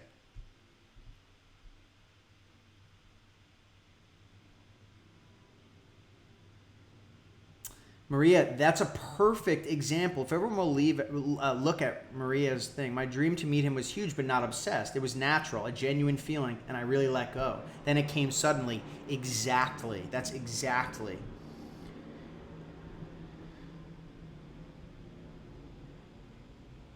So, heart coherence. 1, your opinion on importance of manifesting from the heart versus just the brain.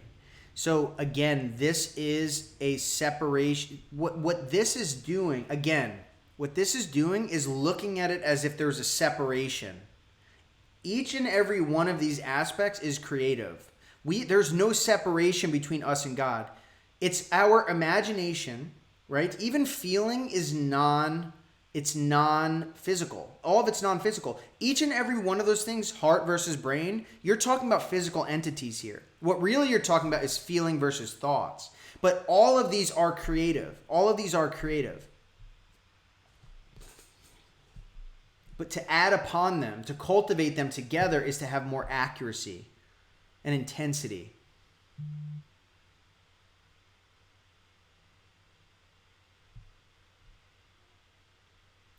Marcia, if you have been trying for months, give up. They are completely done with you. Accept the facts. That's false. You know how many of my clients, after 3 months, after 5 months, after 6 months, after 7 months, they come? So I get that you're probably discouraged and doubtful. That's probably the act that you took. If you want to move on, if you feel like you're too obsessed, if you feel like you're too high strung, if you feel like you keep bouncing from teaching to teaching because you want the results now, maybe it would be a good time to take a break. But what you've just said has no root in truth at all, Marcia. But I understand that some people are hurt. There's no need for reassurance. Exactly. How don't we have free will? Free will is only done in the imagination. Even our actions that we are taking are manifested outward. The things that we do during the day. You can prove this, right? Here's proof of this, is when you imagine something and then you manifest it, but you realize you accidentally made that left-hand turn to manifest this thing. Or you went to this coffee shop instead. Or this person was working instead today. That means all of our actions are manifested out. And no one has free will. So listen, guys, I just want to say one more time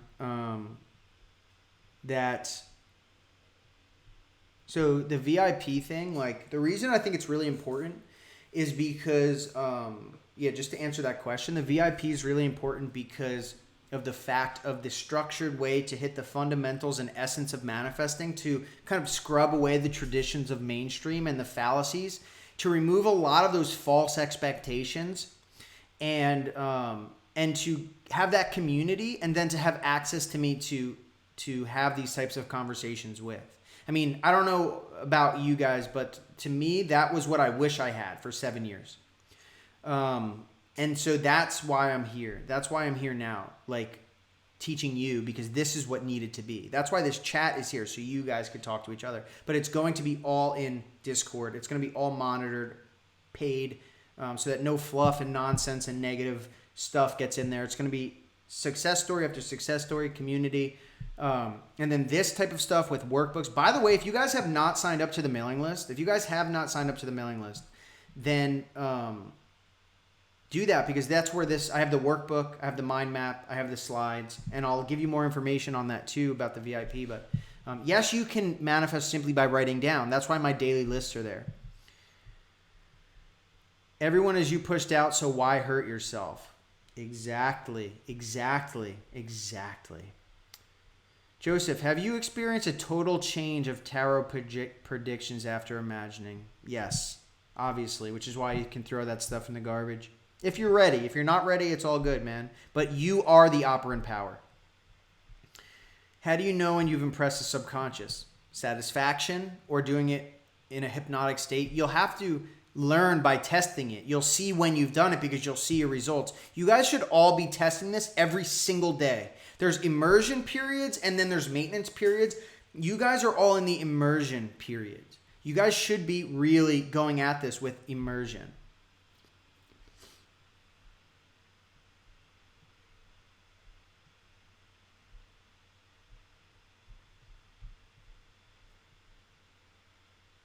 How specific can you be with your manifestation? 100% specific.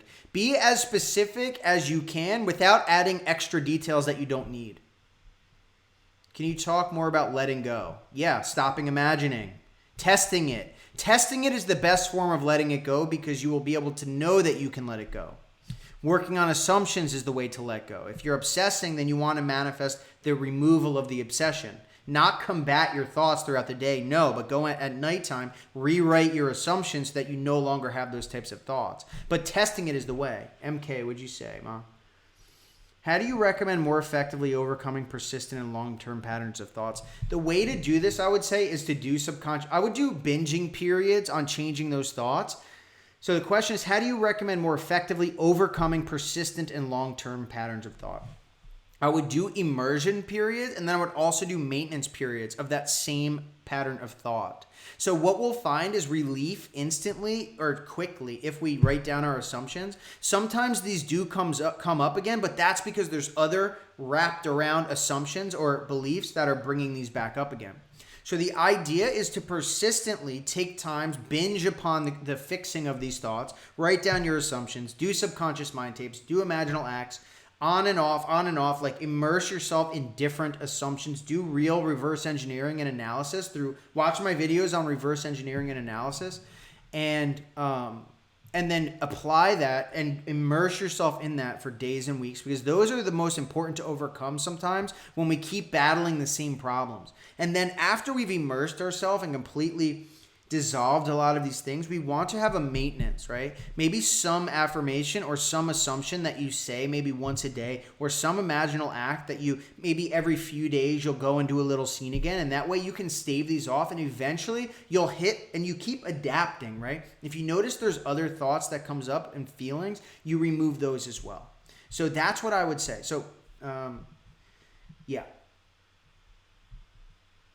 So I mentioned this before, to manifest things you've never experienced, imagine a conversation in friend where someone's telling you, can I get a shout out? I am bust. Yeah, bro, this is Tough Seer. He's dope. Imagination, he's been helping me. He's been really awesome, really a great guy to talk to. He's super smart, he's been helping me a lot, man. He was like a big help behind this, you know? And I've also got to say, like he's more the YouTube channel. Like he's been helping me a lot with the YouTube channel, and then I've also want to shout out to my sister and my brother. My sister and my brother have been helping me phenomenally, like big time. Haley's been with me since the beginning of this stuff, helping me manage some stuff, helping me do appointments and stuff like that, and with workbooks and all that kind of good stuff. A lot of the art behind it, a lot of the secretarial stuff behind it. And then my brother James, he's very much with campaigns and stuff. And it's all manifesting in the family, man. Everything gets better when you consistently manifest. You meet better people. And your life starts increasing. You start not having to react anymore. Deep Daydream is effective. Yeah, shout out to Haley, Haleigh. So listen, y'all, this is how the workshops go. I would truly get on that VIP. If you want to take manifesting to the next level, if you want this stuff embedded in your mind, if you want to no longer question yourself if you're doing it right or wrong, if you want to get whatever you want, if you no longer want to react to life, if you want a consistent community to talk to elevate yourselves, to constantly be seeing amazing things and having a place to always refer to, right? The VIP thing too is cool because you'll always have a log of your previous workshops. There's always a log of all the workshops that you've attended. There's also going to be gamification involved. So those who join now or whatever, they'll get a special badge which shows that you've been there since the beginning. It's truly crazy. Right now it's like crazy cheap. I'm going to increase the price very soon. It's just first, I wanted to give everyone a shot. I want to get people involved. It's like insanely cheap if you look at the page. If you sign up for the page, it's free to sign up and then you go in and check it out. But it starts, the Specific Person Masterclass is on I think it's the 4th and 5th. Specific Person Masterclass.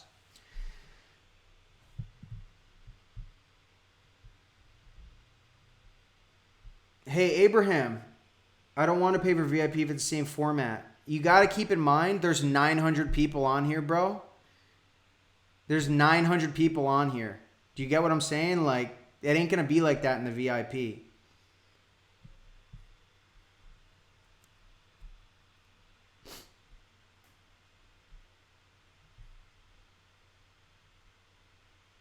I mean, maybe you were just upset. Maybe you were just upset you didn't get your question answered.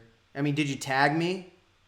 Probably not, because I've been trying to answer everyone's question who's been tagged. See what I'm saying? And it's going to be workshop Q&A and then an entire Q&A call. So, are morals relevant in imagination? Dependent upon the way that it makes you feel. If you feel like you're doing something wrong, then you may manifest adverse effects.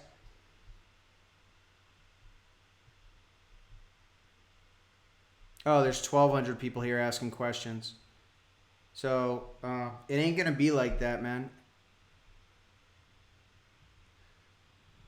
No, total, dude. This is big time. This is 1,200 people. You guys are awesome. Like, check it out. How many people we got on this thing, man? 1,200 people watching this. That's deep.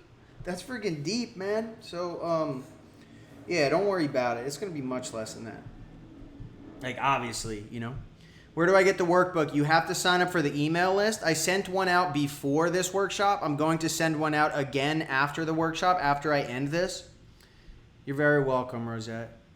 One question. If two people wish the same thing but in opposite ways, say job positions, both people want to manifest getting it.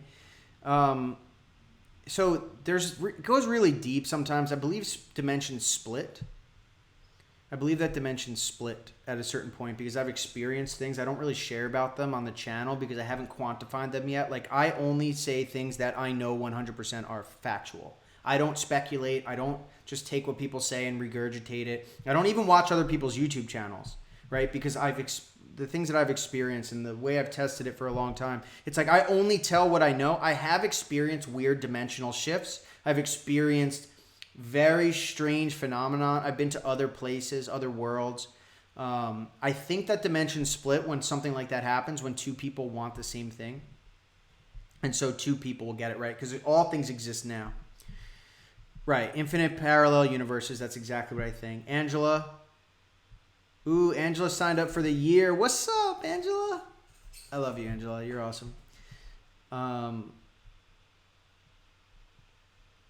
Can you post an example of like 15 to 20 things? What do you mean by that, fangirl? The list, you mean? Would you ever do a guided visualization? Yes, I would. I have a speech disorder. What type of revision would you recommend? I would imagine someone telling you that you sound normal. I would imagine that you're speaking normal. I would imagine in the past, in school, everyone telling you how good of a speaker you are. That's what I would do. It's weird stories. Yeah, I've been to other worlds. I'll get into it. In the VIP, I'll be more comfortable to get into it. But I don't want to push beginners away, you know? If we affirm every day, do we not create resistance? Depends. Please talk. It depends, man. It depends on the way the internal feeling of it, right? And if you feel like you're lying, you feel like you're stressing out. How to imagine a person you want to manifest that doesn't need to have any specific character traits. How to manifest a person you want that doesn't need to have any specific physical character traits.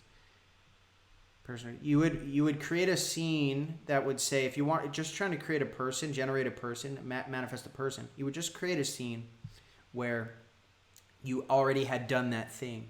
Maybe a conversation talking about it. Would you facilitate group manifesting testing? Yes, I would.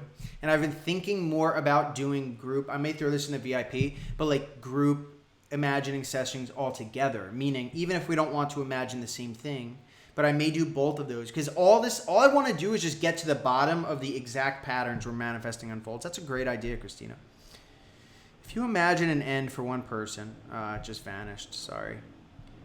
Hey, Joe, would you facilitate group? I just said yes.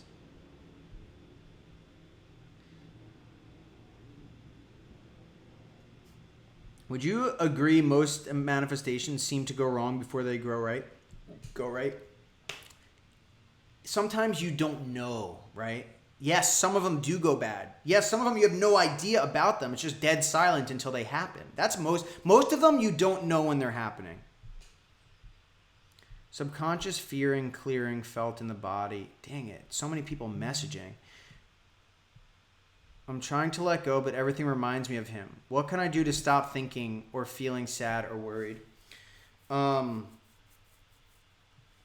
beliefs. It's your assumptions. It's your lack of self-confidence. It's your scarcity in thinking that you are less than him, which is why you're so obsessed, right? You can miss him. That's normal. But to have extreme, overwhelming feelings of not being good enough or missing or all these things, those are assumptions. Watch my video on Lost Art of Assumptions. Letting go when you have a situation opposite to your desire. It's going to be more difficult. Your best bet, if you can't let go, is to imagine at night in the best possible way and do the best that you can to distract yourself. How do you get rid of a third party if it's hard for you to stop thinking of this person? Again, it's going to come down to imaginal acts, the most effective imaginal acts. Always go to imaginal acts, right? You want to confine all of your things to imaginal acts and scenes. These things in the middle are only there, these pain points are only there because you're not imagining the successful removal of them. Everything should always be brought back to manifestation. Multiple desires, you can manifest as many desires as you want. My notebook, right, I brought it, I'm going to grab it real quick. You guys hang around, okay? I'm not going anywhere.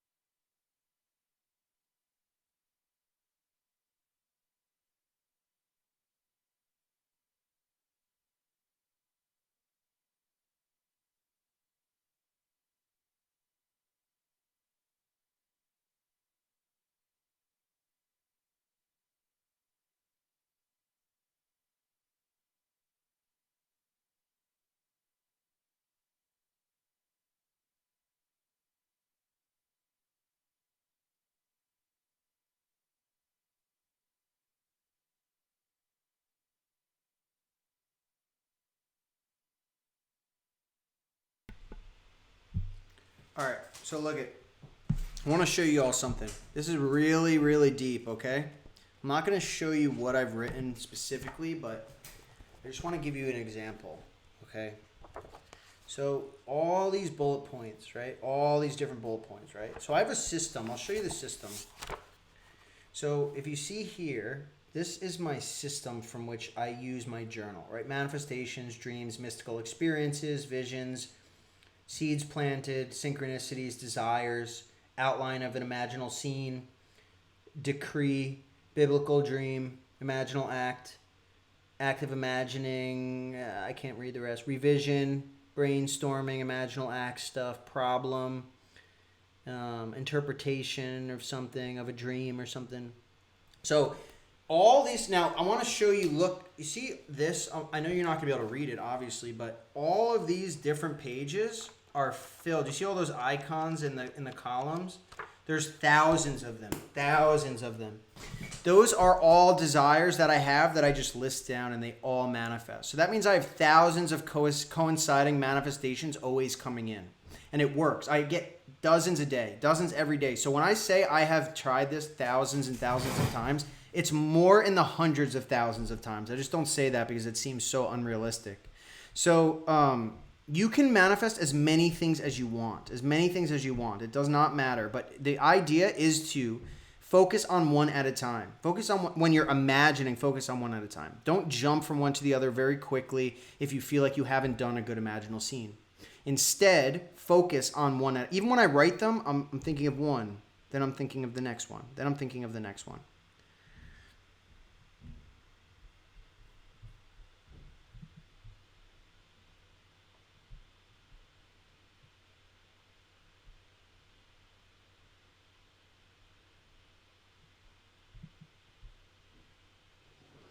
Can I heal my dog? Yes, you can. Just imagine him or her well.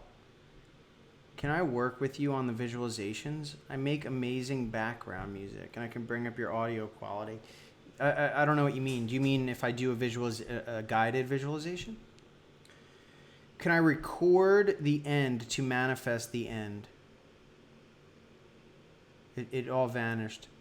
What I need is for, if you are writing a question, do not copy and paste it. Do not copy and paste it, but tag me in it. How would you create a scene for an actor attempting to manifest a serious role? I would imagine a scene after celebrating, after you've gotten the gig or after the show has already started.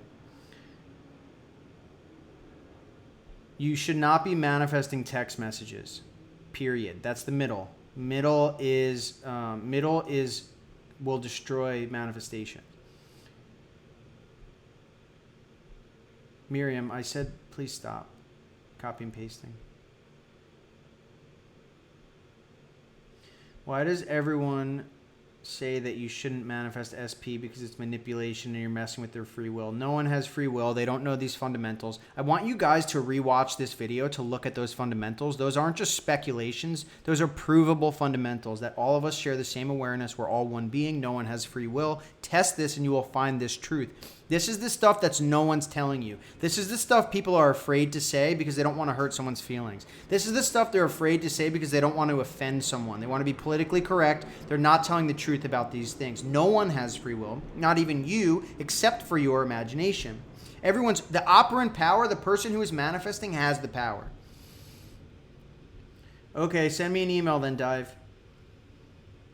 Do you reread what you wrote after a week or month? Yes, sometimes, depends. Absolutely. After I've written it down, I'll go back and check. A lot of times, once it comes, I'll be like, oh yeah, I forgot. I manifested that.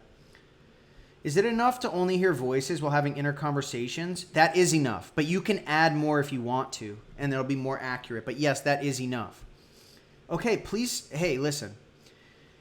Okay, I'm going to make one more request one more time. Please do not spam and copy and paste your stuff multiple times, or I will mute you.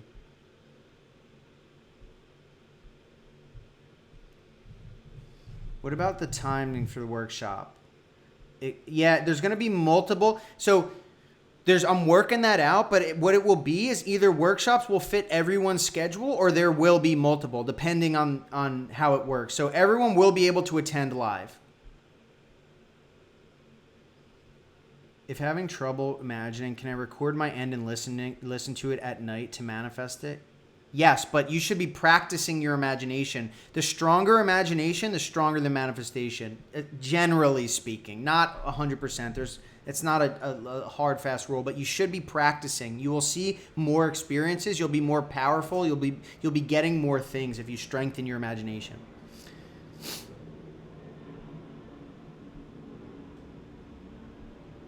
What happens if your SP has perennial gland awake and you're trying to manifest them? Again, it does not matter. It does not matter. None of that matters. That's all physical stuff. I know people who had never manifested ever, and never had any experience that have manifested instantly.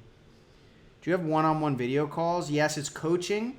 I'm pretty booked up, which is why the VIP is going to be probably the best bet, but absolutely apply. You can apply if you want. I would highly recommend. You have to apply. I have to approve you to actually coach. The VIP is going to be a little more different than that. Sorry about my earlier post. I wasn't upset, but it might have come off negative. You're good, Abraham. No doubt. No doubt. No doubt. No worries, man. You're cool. One thing I want to specify is SP is a specific person, by the way, in case those of you don't know. I didn't know that either when I came here. How do you keep unwanted manifestations from occurring? You control your thoughts, period. What if my specific person is manifesting completely different? Which manifestation is stronger? So, again, I said this before, but I believe that's when reality split up and that each person will get what they want. What do I do? Where are you at, Mariella? I'm trying to find you now.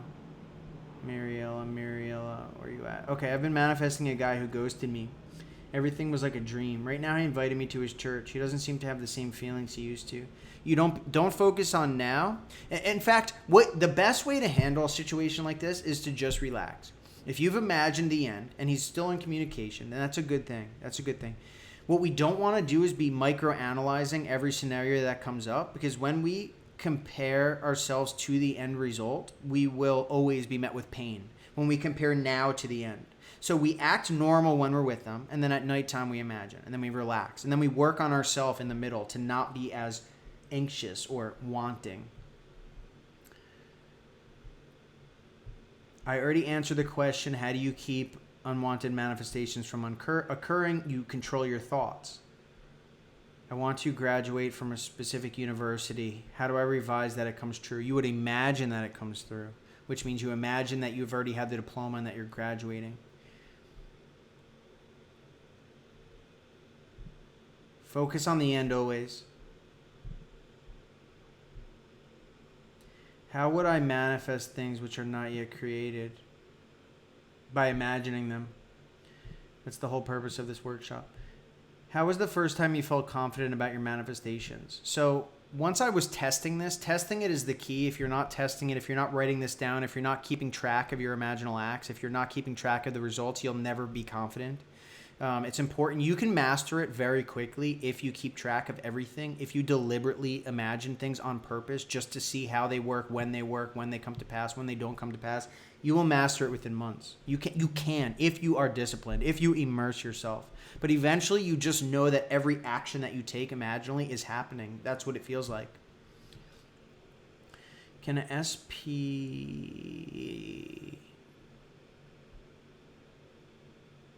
Joe, what is your favorite animal? I don't know. Maybe a cat. I love cats. Maybe a snow leopard. What do you think about miraculous things that yogis do? I do a lot of those things as well. So people have seen, I've materialized myself places where I was not, and people have seen me, reported back to me that I was there, asked me if that, why, they didn't understand that I was on my bed, but I was materializing myself outward. With my eyes closed, I have seen, not in front of my faces, but I've been to other worlds. I've seen other things in all physicality. So that stuff is real. A lot of that stuff is real. But it only is real to the extent to which you believe it. So when I didn't believe it, none of it was happening. But when I took the action, that's automatically believing. Even if we don't believe it, if we take the action of trying to do that, we will be there. We will be there. And we'll manifest it. How do you imagine meeting someone without him in the scene? That doesn't make any sense. How to stop overvaluing someone subconsciously? Well, we work on our self-value. Joey, if my imaginal act doesn't feel natural, am I not going for my true desire? Or that my mind is just not familiar with it, or it won't matter? So that's a good question, Angela. You'll know if it's your true desire. Like me, when I was imagining to having agencies, I don't want to do an agency, dude. Like, why did I even think that? That's a terrible thing. If you want something, that's a desire. And in fact, what you said was sometimes you're not familiar with it, so it doesn't feel natural. Then you work up to being familiar with it. You'll still get it. Like even me, when I manifested the agency stuff, I was getting results, but it were failing and crashing because I wasn't in it. That's the difference. Can we use this? Oh, crap. What point do we have free will? Our imagination. There's a mix. We have free will and we don't because there's no separation between us and our automatic self. Have you been only able to project yourself to places you've been in real life? Yes, twice, but I've only tried a couple times. And I was there. They've seen me, real life, materialized. At what point do people have... No. Actually, that's a lie. I've been to places I've never been to before. But that was like astral projecting kind of while I was asleep. How do you drop it when you have to face the situation every day? Being present. Truthfully, I know it sounds stupid and gimmicky. I hate when people say that. Be present. Being present means not comparing now to the end. It means... if we're focused on the now, that means we're not worried about our problems. If we're not worried about our problems, then therefore we are good, right? We're not worried. That's being present. So also another thing is when you're home, when you're alone, that is when you imagine for the solution of the problem, whatever the problem is, meaning if you're anxious, if you're jealous, if you're insecure, you go in and you imagine at night the solution to that. And then during the day, it will start to get better. So that's the way. How to stop overvaluing someone? I already answered that question. Please, I'm answering questions. Please listen. Is it possible everything it's possible because everything is, but how exactly would I imagine having the body that I desire? So look at yourself in first person, or have someone tell you the way that you want to look, as if you already look that way. You will eventually become that person, right? You become, the act of becoming that person. It will happen automatically. RA. Good. I talked about God here. How long do most of your manifestations take to materialize? Again, that question has a premise of time, right? Time is not a thing. It's just a matter of the possibility of it happening. So if I imagined Mother Teresa to be a murderer, that's not in her consciousness, right? If she was alive. It would take so long for that to happen because she would have to become a murderer. But if someone who I dated before, I imagine that they would be my girlfriend, then that would be a quicker, right? It could be instant. Or if I did even general, if I said I have a girlfriend, then there would probably be a bunch of people that would come in and become that person fast, because now I'm leaving it up to a lot of possibilities instead of one.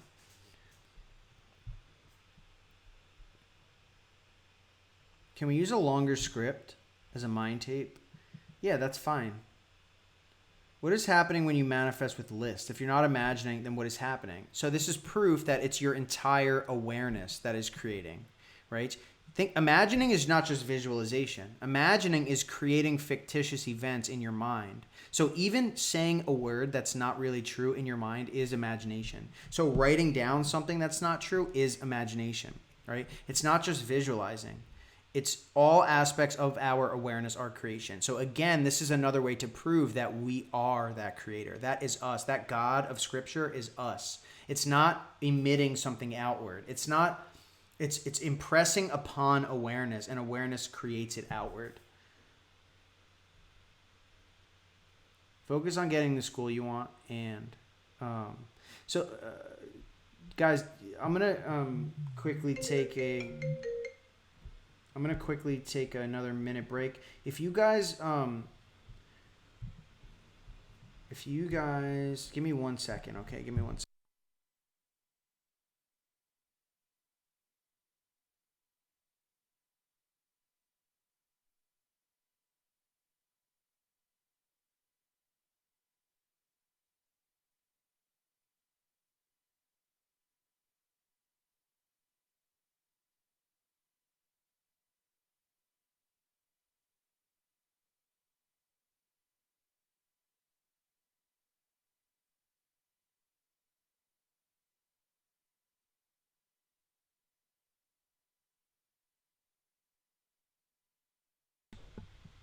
All right, so listen, y'all. This is what's gonna happen. I seriously, you guys are amazing. I'm gonna wrap this up. It's been a lot longer than I intended, but I'm really enjoying talking to y'all. If you get the feeling you want in 1 or 2 loops when you imagine, do you have to keep looping? Do it until you feel natural, B-Floss. I mean, you guys, I could talk about this crap for freaking 12 hours. So, Tinky McGinnis, I will be sending that out. I'm going to be sending that out actually within probably 2 minutes. I'm going to send that link out first before probably I send other materials and stuff like that. It's really important you guys have that. So listen, you guys are cool. Doesn't higher self know better about what we want than what we would choose to imagine? You're putting a separation between higher self and us. There is no separation, and you'll prove that if you test it. How do you differentiate between time for bridges to move versus not having impressed accurately? If you do it right, you'll feel it real and it's natural. If you imagine and you do it until you feel good, until you feel it real, until it's natural, then you've impressed it. Bottom line. The rest is just a matter of things being moved. How do you manifest sex? You would imagine perhaps talking to a friend about it. You maybe would imagine making your profile set to in a relationship or something like that. You guys, make sure you like this video. When you script, what are you writing if you're not concentrating on middle events? After the end, always. Part of me is kind of scared to fully realize this power. What can I do about this? Just accept the responsibility and do it. You're doing it anyway. But you're doing it negatively, generally. When we think about bad things, we're always doing this.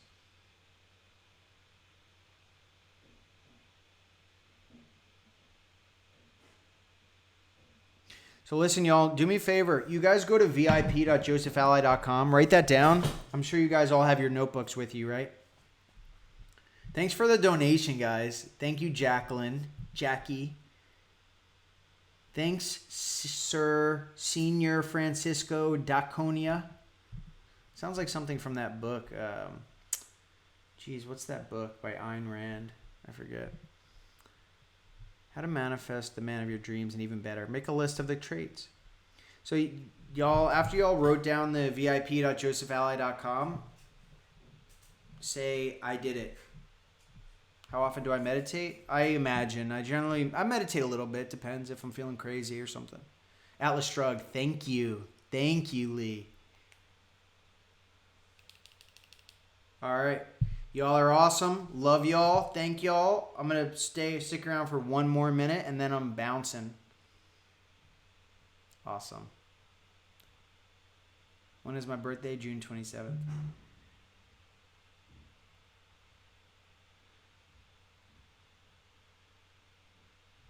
Lauren, astrology is an individual manifestation.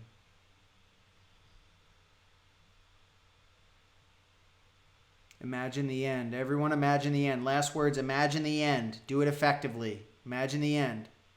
Meditative state is a good state to imagine. Imagine the end. Love you guys. You guys are awesome. Love you guys. You guys are awesome. You guys are awesome. Make sure you like that. Like to let everyone know, man. It's actually working. The liking thing is working. See, this is what's happening.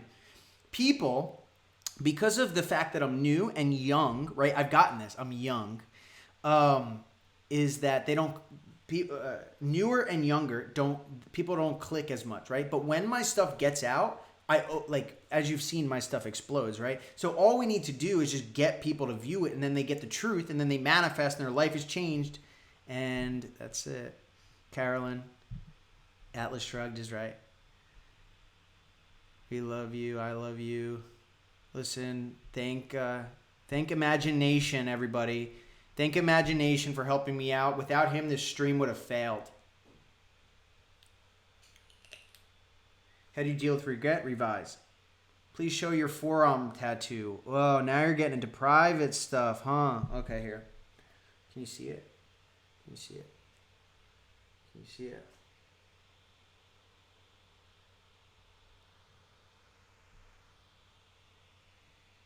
New Jersey is proud of you. Oh, thank you. Thank you. I'm proud of New Jersey, kind of.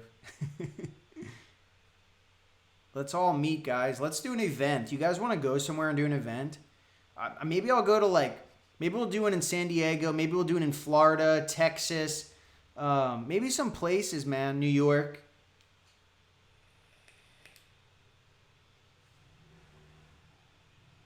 Take off your shirt. That's very interesting. Do I believe in extraterrestrials? I don't not believe in extraterrestrials. Chicago, LA, Florida. If I could get say 50 to 100 people to go, I would go. I would totally go. I would totally just be like, yo guys, manifest everything. Witchcraft is done through belief. It's all the same law of belief. It's impressing upon awareness. Tree Heart, thank you so much. You are awesome.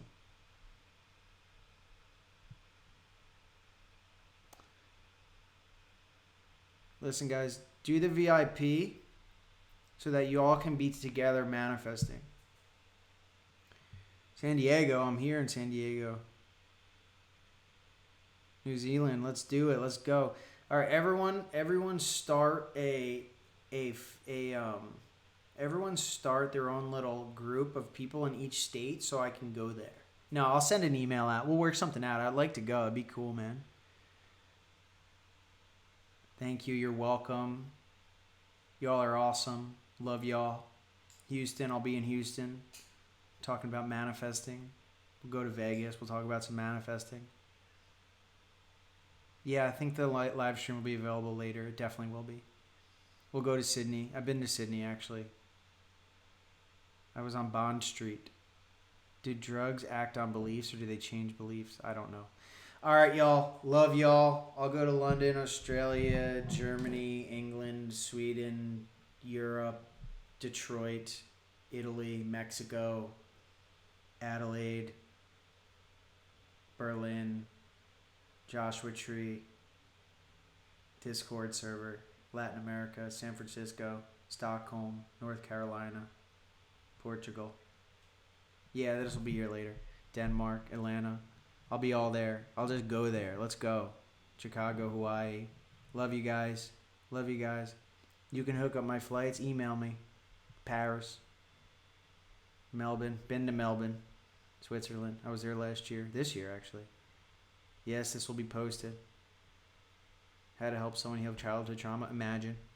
Kentucky. San Francisco. Do you write the same things? No, I don't write normally the same things. Guys, sign up. So listen, vip.josephalley.com. vip.josephalley.com. Repeat it back to me out loud. vip.josephalley.com. vip.josephalley.com. I want to build the community. That's what I want. That's what I want. I want the community. I want the community. I want to manifest things. Everyone manifesting things. I want this to be worldwide. People have to know the truth. I don't want to get into it. All right, vip.josephalley.com. All right, guys, we are going to somewhere. Oh, you have a lot of Melbourne then, huh? Moscow. Let's go. Bangkok. I'm down. Is there a promo code? The whole thing right now is vastly discounted. There's no promo code because it is actually right now like the prices are like slashed down. There will be not massively, but they will be increased soon, substantially. All right, everyone, how about this? The last thing is everyone type it in. https://vip.josephalley.com. Everyone follow suit.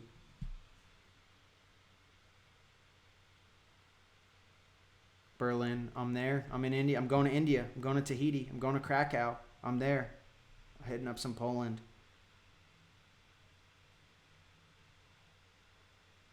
Later, guys. Manifest Vault. All right. Salvador, Brazil. I'm there. All right, guys. My blood type is God. Stop vaping. Eventually, I will. I promise. As soon as I want to stop. Dubai. I'm there. Yes, this will be available. All right, guys. Love you. Love you.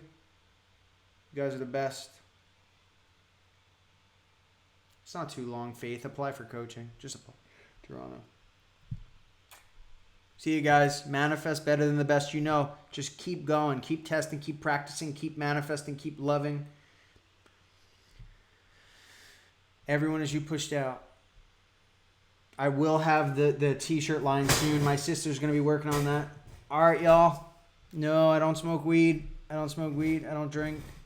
But nothing against it. Nothing against it. I hang out with people who smoke weed and drink. I just don't do it. I have enough a trippy life in my imagination. See ya. Imagination shirts. You're welcome. I do care. See ya.